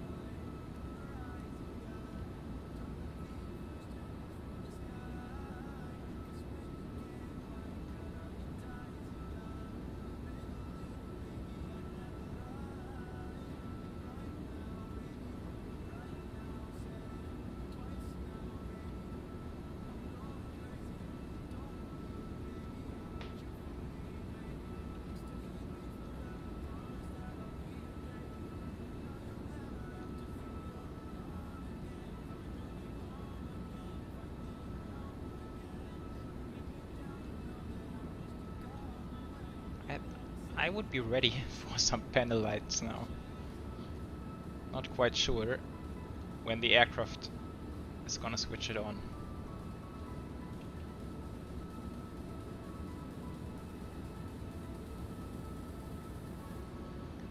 Singapore to Sydney on FedEx. Cool, that's nice routing as well.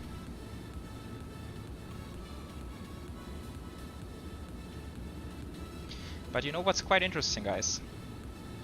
The MD-11, I mean, there's a good reason why, for example, Lufthansa Cargo has removed it from their fleet. Because it's not even that powerful as you might think.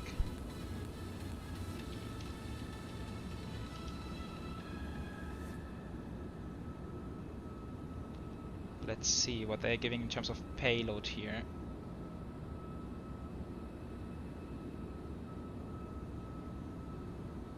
Okay, maybe I'm wrong even. Ah, now I'm confusing it.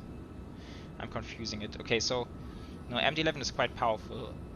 Capacity 93 tons of cargo. That's quite a bit. Let's see the 777.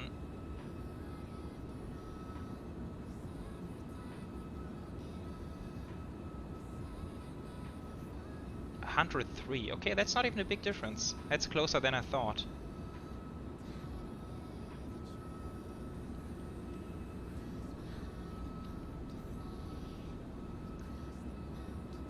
So that's closer than I thought. But then I think it was the 747 that's not even that far away. Let's try the 400 cargo capacity. 128.5. So considering this is only like 20 tons more than the 777. That's not a huge difference. But I'm kind of confused. I was quite sure that the MD-11 has like 60 tons or so. What does Wikipedia say?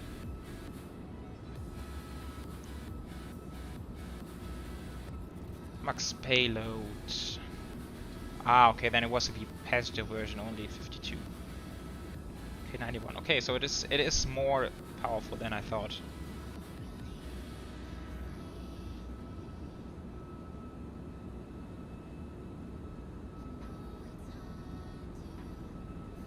Yeah, right. 777 and 74 are close. Are very close.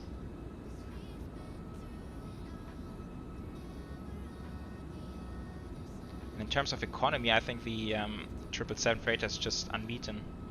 Let's see, 747-8.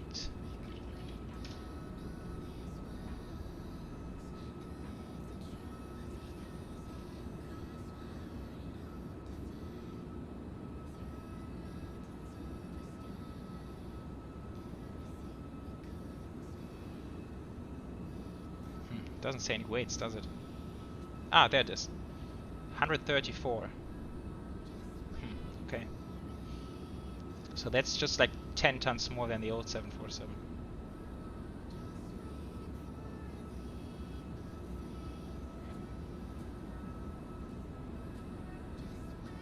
Yeah, old KLM rules. So to be fair, I think when the MD-11 is gonna be released, I think I might even do some historical or historic MD-11 passenger flights. Would be kind of fun to do it. You probably know from my channel that usually I try to stick to the real-world routes which are operated on a like in the present. But maybe it would be a nice chance to do some older routes as well.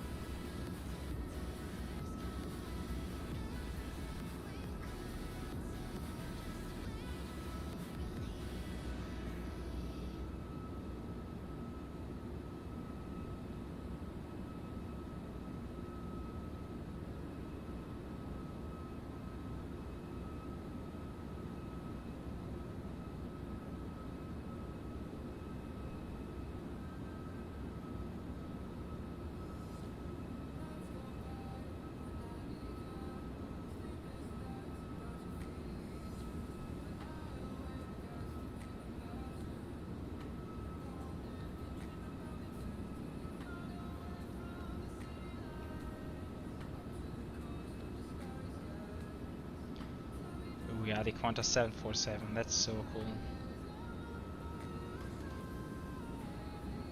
I think Qantas was pretty much the only airline flying the extended range 747 as a passenger aircraft. I'm not aware of any other airline who had this aircraft in the fleet.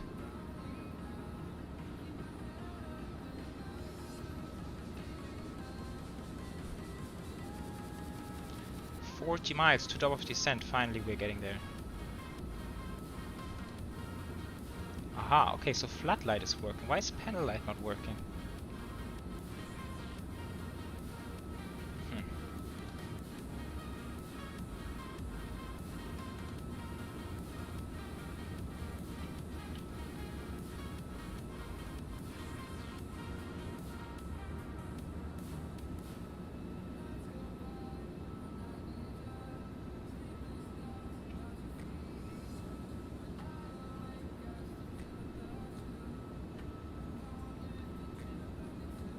I mean, the cockpit lighting is not too bad.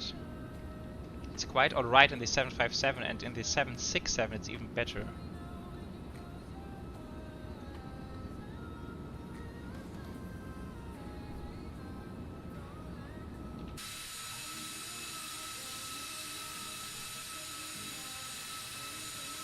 It's pretty nice timing here, having the sunset over the Rocky Mountains.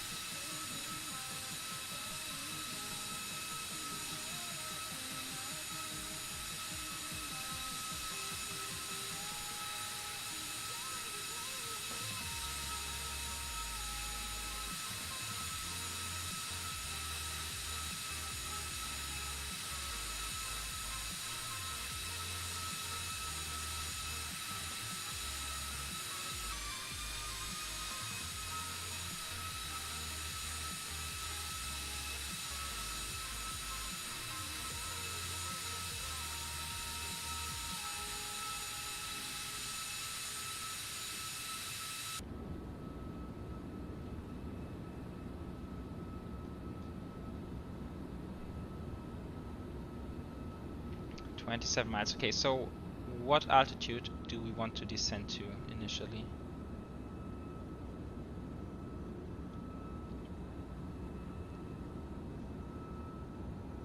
I think technically what pilots would do is they would set the lower constraints along the route as the altitude. I think that's what they would do in reality. But for us, just gonna make life a bit simpler. I think I'm gonna go 11,000.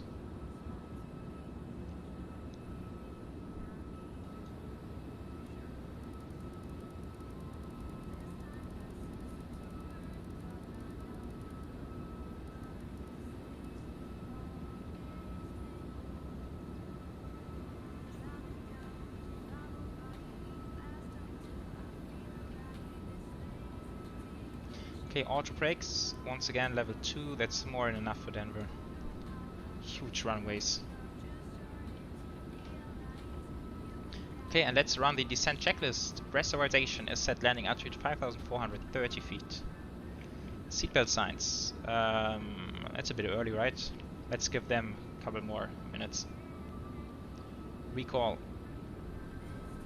is checked. Auto brake is set to position 2. Landing data VREF is 135. And minimums are set radio 200. Approach briefing. Yeah, we have done that. Let's add 5 knots on top, so 140, and then we can set the speed mark to 140. Let's set the flap speeds maybe that we don't screw up again. So that's 240 on the first one.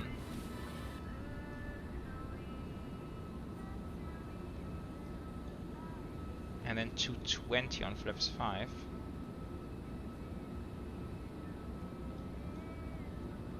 .210 on 15. Let's see, maybe that's gonna help us.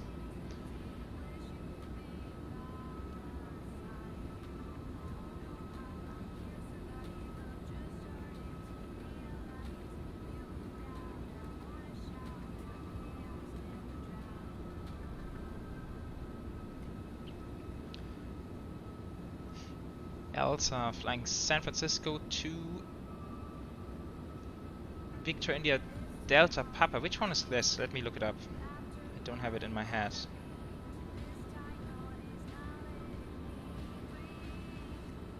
Ah, that's daily. Okay, yeah, that's a crazy long flight. And for your next video, okay, so you have a YouTube channel yourself. How is it called? And we can have a look at the channel.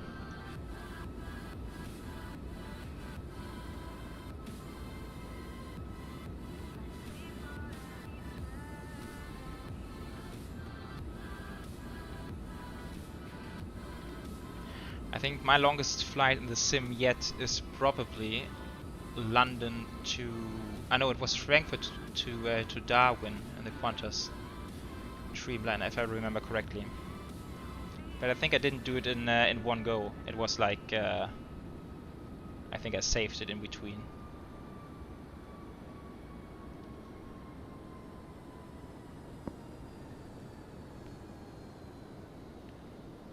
Fly 86, because of the very simple reason that I was not aware that the mod existed before that flight. And I try to search for it now. Where can I find it? What do I need to search for on the internet?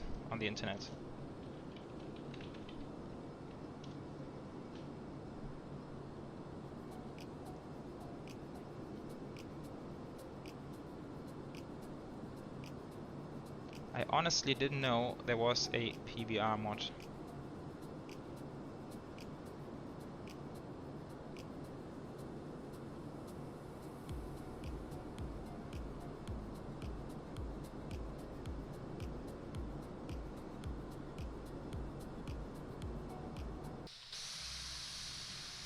Let's adjust the view back a little bit, then we can see more of the terrain.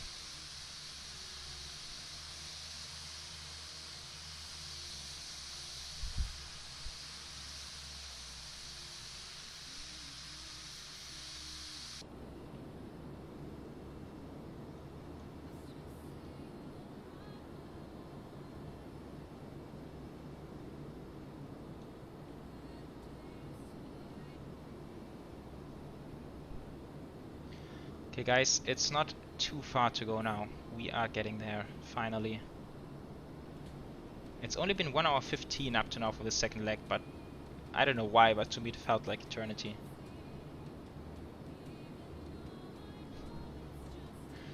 Yeah, interesting looking terrain, I know. But to be honest, for P3D users, this is looking pretty amazing.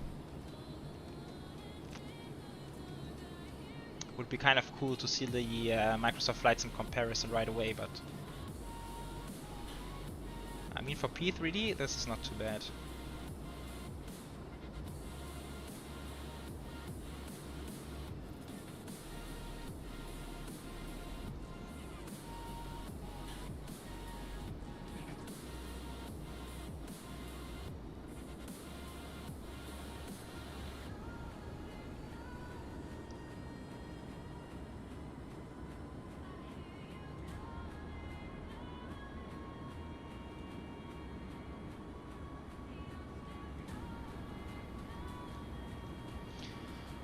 Okay, let's see why the aircraft is leveling out, but it might very well be due to the various altitude constraints here on this star.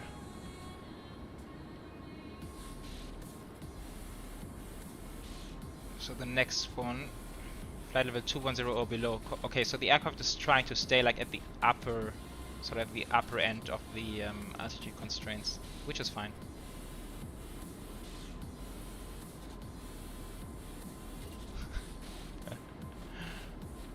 Yeah, Nick, sure.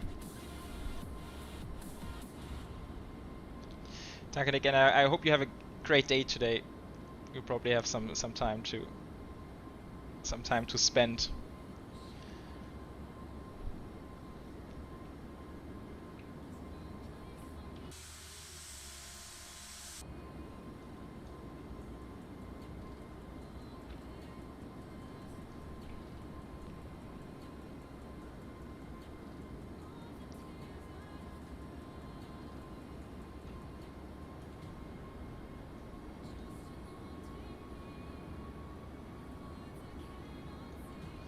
Yannick, I'm not sure if we can keep up the great landing streak we have.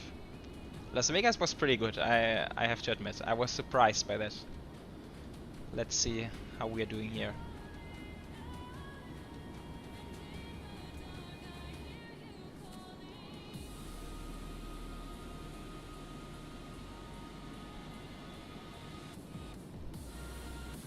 And Bob, you're back. Nice. That's just in time. Just in time. I think we will land in like 15 minutes, I guess. 10 minutes maybe. Let's see. Estimate for 26 and now it's 15. Yeah, so 16 minutes. No, that was wrong. 10 minutes, 11 minutes. Wow, 16. What's going on with me? 11 minutes to go.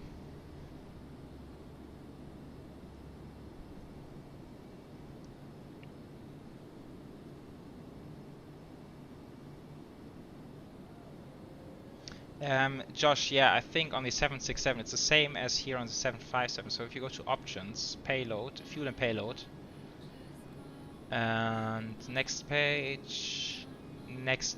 So there are 3 pages, and on the last one you can basically set the number of passengers and cargo you have. To be fair, I just entered 0 fuel weight, 190.6, and then it did like this automatic configuration. In SimBrief, I actually planned like more passengers, less cargo, but that's fine. I think that's what PMDG does as well. So if you just input a 0 fuel weight, it sort of allocates it automatically, which is fine.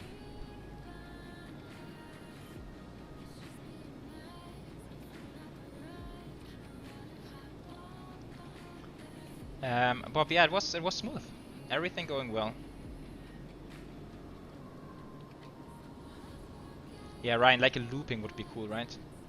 Or flying it upside down. I think that's exactly what the 757 was built to do. Look at this city, it's huge. Ooh, a bit of a stutter. This is just a huge city. I've never been to Denver. I really want to go. Especially I want to go skiing in the Rocky Mountains once. That's like on my long-term bucket list.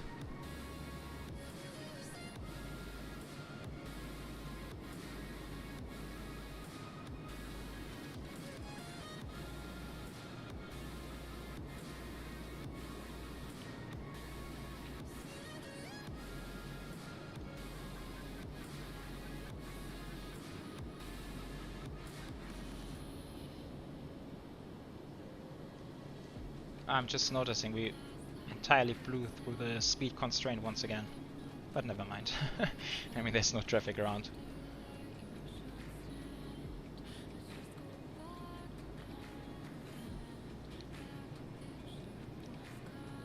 Yeah, Bob, I know. I think there's a setting where you can also set street lights on like the... Or like, no, you see like here on the close area there are street lights, but further away it's not. I think I could even extend this range, but it's like, I mean, to me it's not like super important, and it's more like a performance saving measure.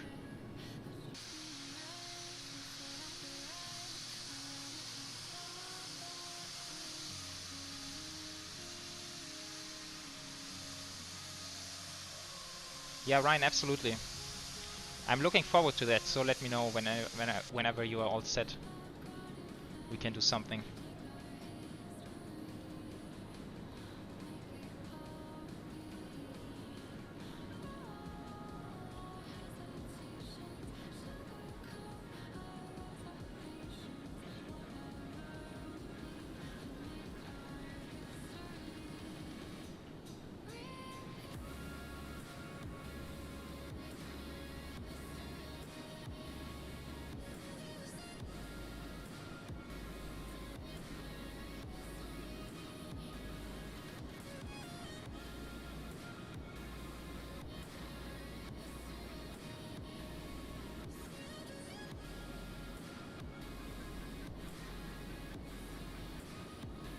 Okay, Denver seems to be rather empty at the moment, which is good for us.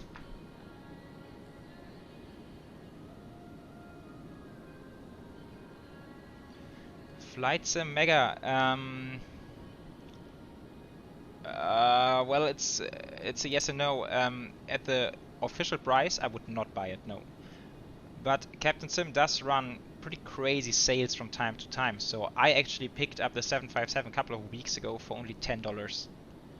And this, I think, is like okay.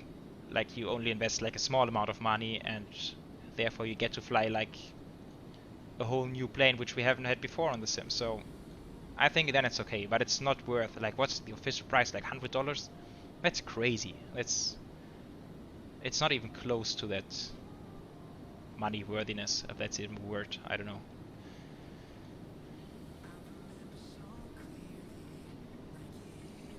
Altimeters once again, right? I keep forgetting today. I think I forgot every single time now we went through transition. Great performance. Okay, approach checklist. Altimeters are set now. 1024. No, that's QNH. When you America 3024. That's correct. And nav 8s, I don't think we need. I mean, we're flying an ILS. There are no nav 8s. We need to tune, I think. Go around altitude is 12,000. Wow, that's quite a bit. 12,000 holding at improves.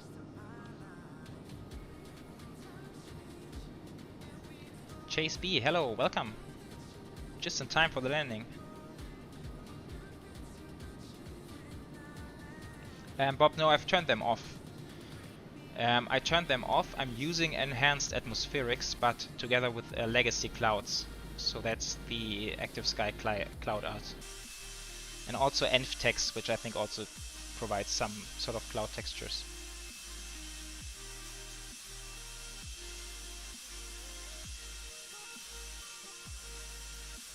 Knusperkicks, yes, I have Microsoft Flight Sim. I'm not using it a lot at the moment. Sometimes for some general aviation flying. But other than that, not. But I am thinking about getting started with X-Plane 12 once it comes out.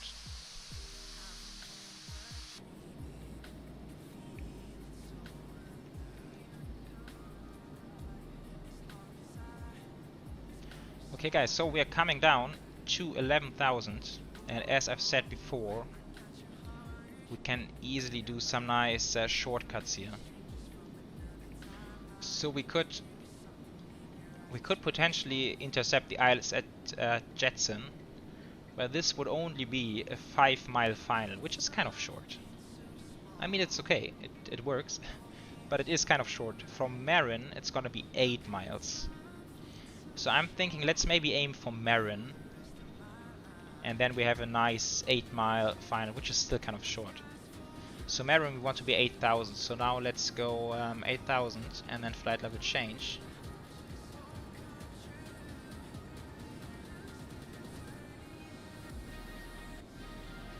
Maybe flight level change seems kind of crazy, and then let's go vertical speed instead.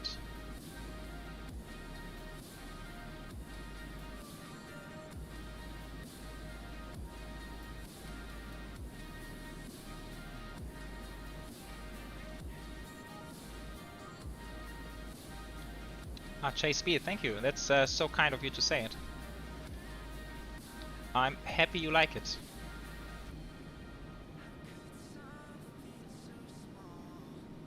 Okay, let's go ahead and arm the speed brakes. I don't think we need it anymore.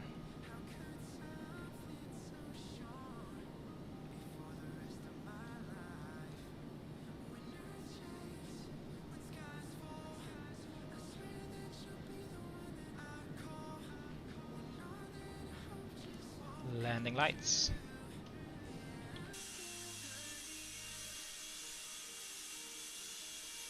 That's weird. I feel like they the landing lights should show on the engines, but they're showing on the fuselage. Okay.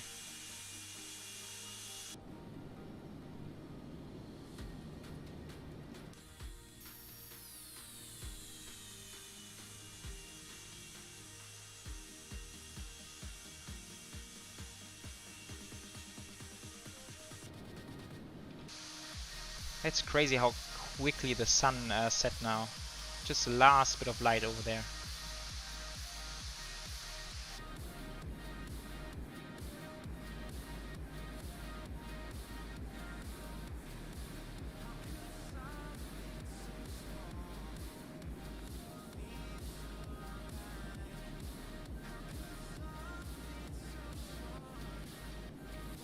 Okay, level up 737. Yeah, that sounds good. So I think X-Plane has like 2 pretty good freeware 737s. Oh, I think we can turn now, right? Let's go heading select. 90-degree right hand turn for now.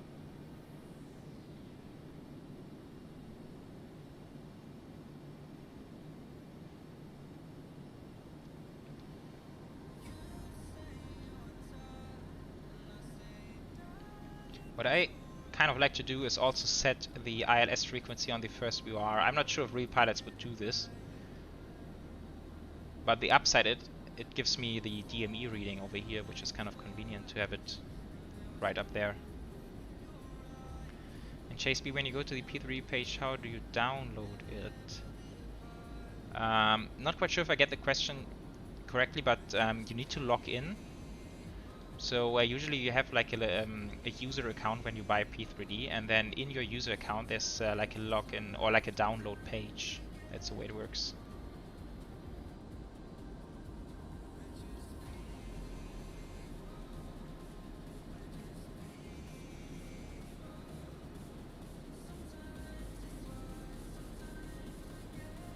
What's the final heading? 174. So we want about 30 degrees intercept, so that's 140.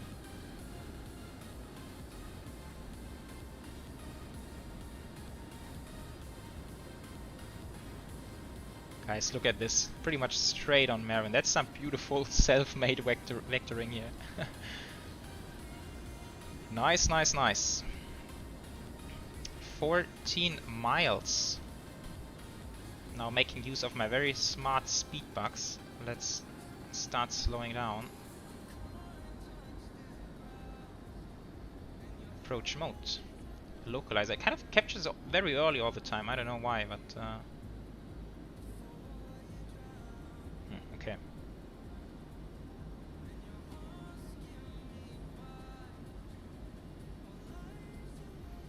Oh, they are not accepting paper. That's interesting.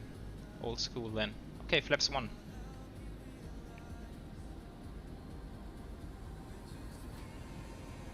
It's interesting that it resets the speed when we set the flaps. It's a bit weird.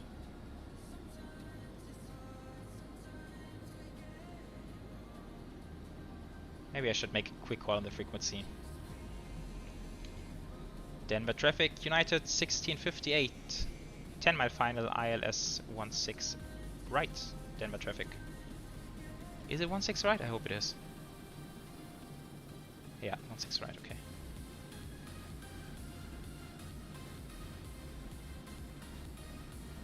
We're coming in a little bit fast. I think we're good for flaps 5 now. And we are on the glide slope, go around to 12,000.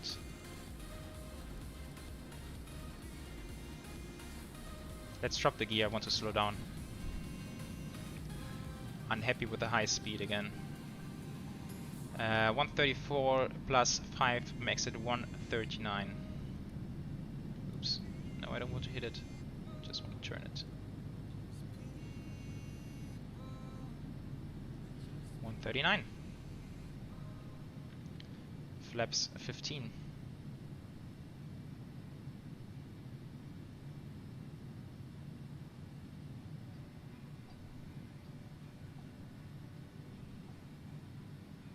Flaps 20.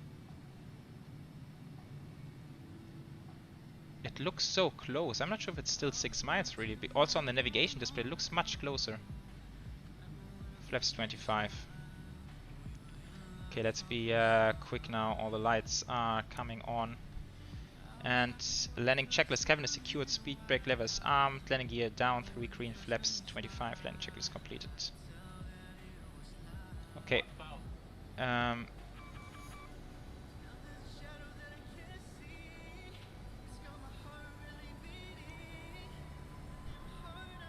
Okay guys, second landing for the day. Let's hope for a good one. My aircraft. Okay, this DME reading is entirely useless.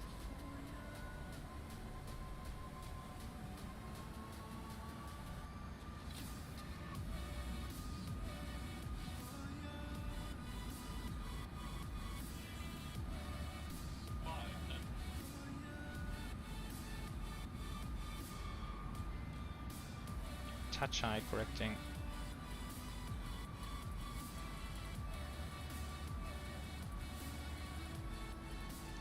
Oh, the flight control input is so weird. Continue.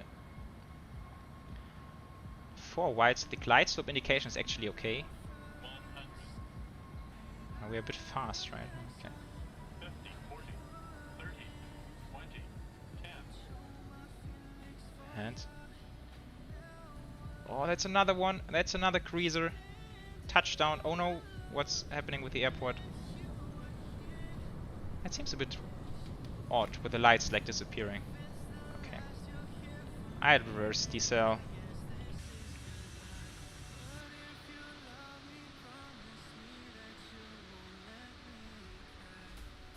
Nice. Very cool. When you're braking idle forward, let's take the next one.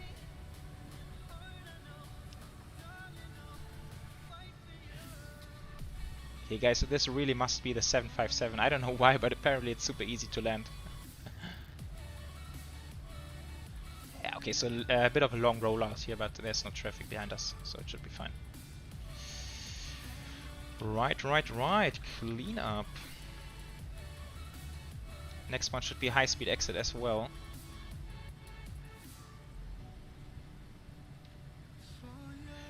Thank you guys. That was, yeah, I'm happy with this one. Second nice landing today. It's kind of unusual.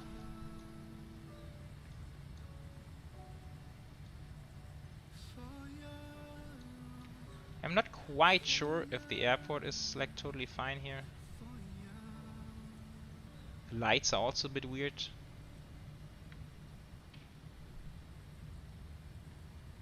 Flight time 1 hour 35.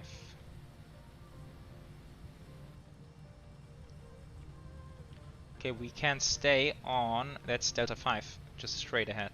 Very convenient. Very convenient for us. Okay, so let's switch off the landing lights and the strobes. Start, oh no, that was entirely wrong. APU down here.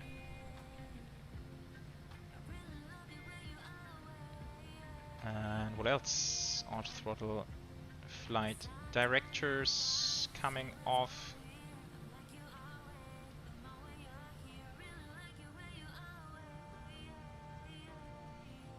Then we just need some of the Bravo gates. Bravo 20, 21, 22. 21 looks good. United.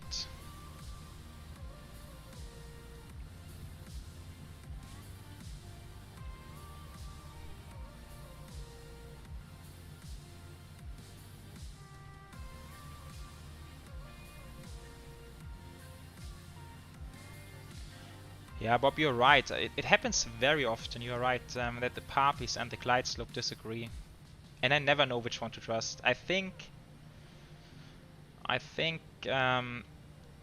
usually we should trust the parpies. I think the ILS glide slope is more like a airport development kind of thing, so the scenery developers might get it wrong, but I think the power piece should be pretty trustable.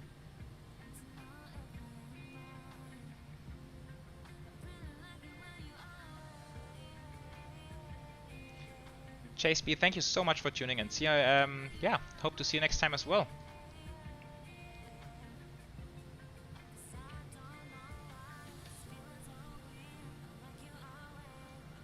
What else do we need to do here? TA maybe, that's a good idea.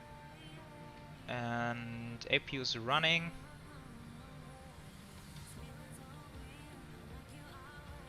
I think we're good for now.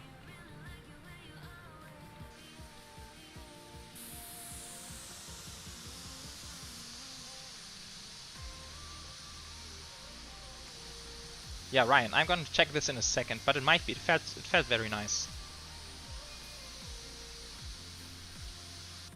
Ooh, why is... Ah, it's not continuing straight. I have to do a slight left-hand turn.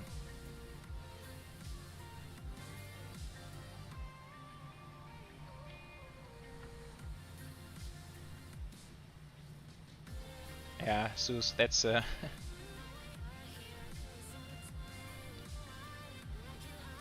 point, Bob. Thanks. Yeah, Asus, that's a good point. You might get both wrong. I think that's entirely possible.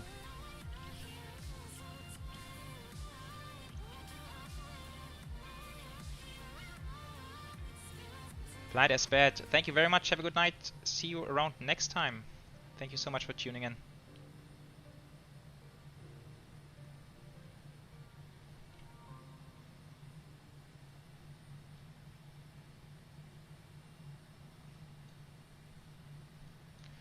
Okay, so turn off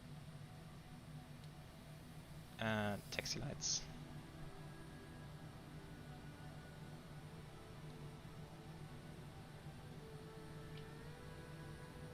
Maybe I switched them off a little bit early because now I can't see. Ah, there's the line, okay.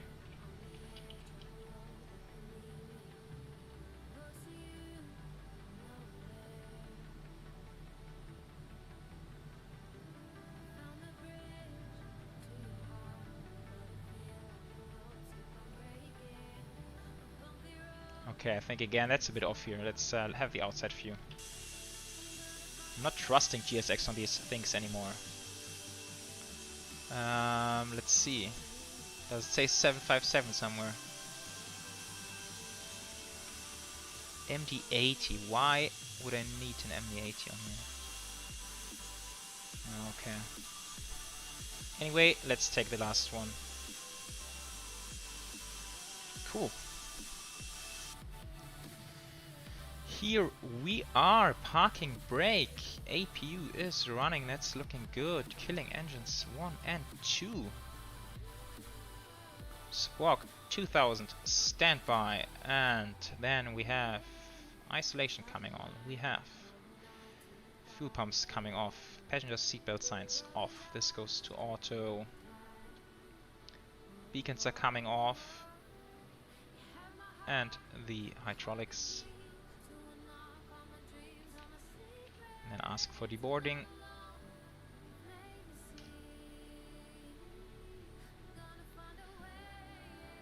Nice, nice, nice. And external power.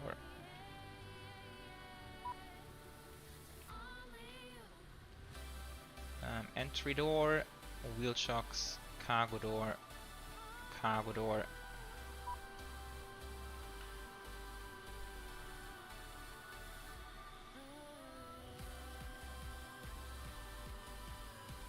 Josh, thank you so much. Have a good night, and thank you for tuning in.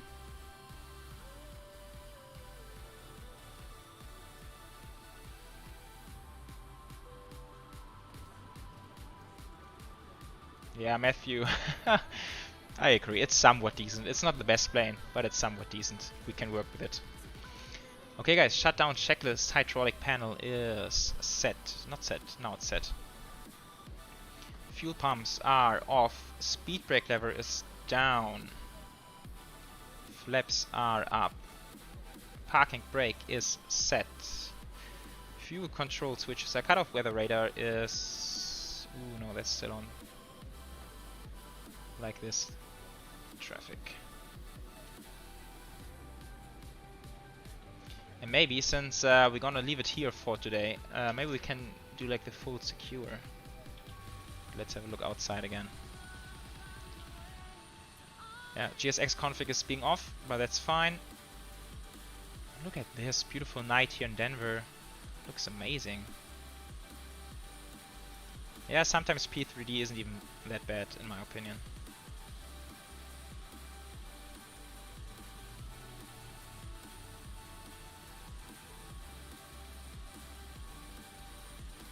Francesco, flight to Santo Domingo. Yes, I can look into this. I think I even have a nice scenery for Santo Domingo. Let's keep that on the to-do list. Okay guys, I think I'm not going to do the full shutdown, because then all the lights are off and it's getting kind of dark. So I think this will do as a nice last view for today. And yeah, right, the landing rate, of course, the landing rate. So Sim Toolkit Pro is giving me 86 feet per minute, and that's absolute cruiser material. And let's see, Volanta always gives a different reading.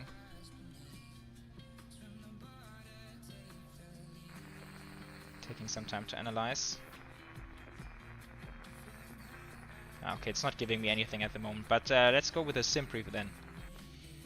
86 feet per minute, that's nice. I'm super happy with that.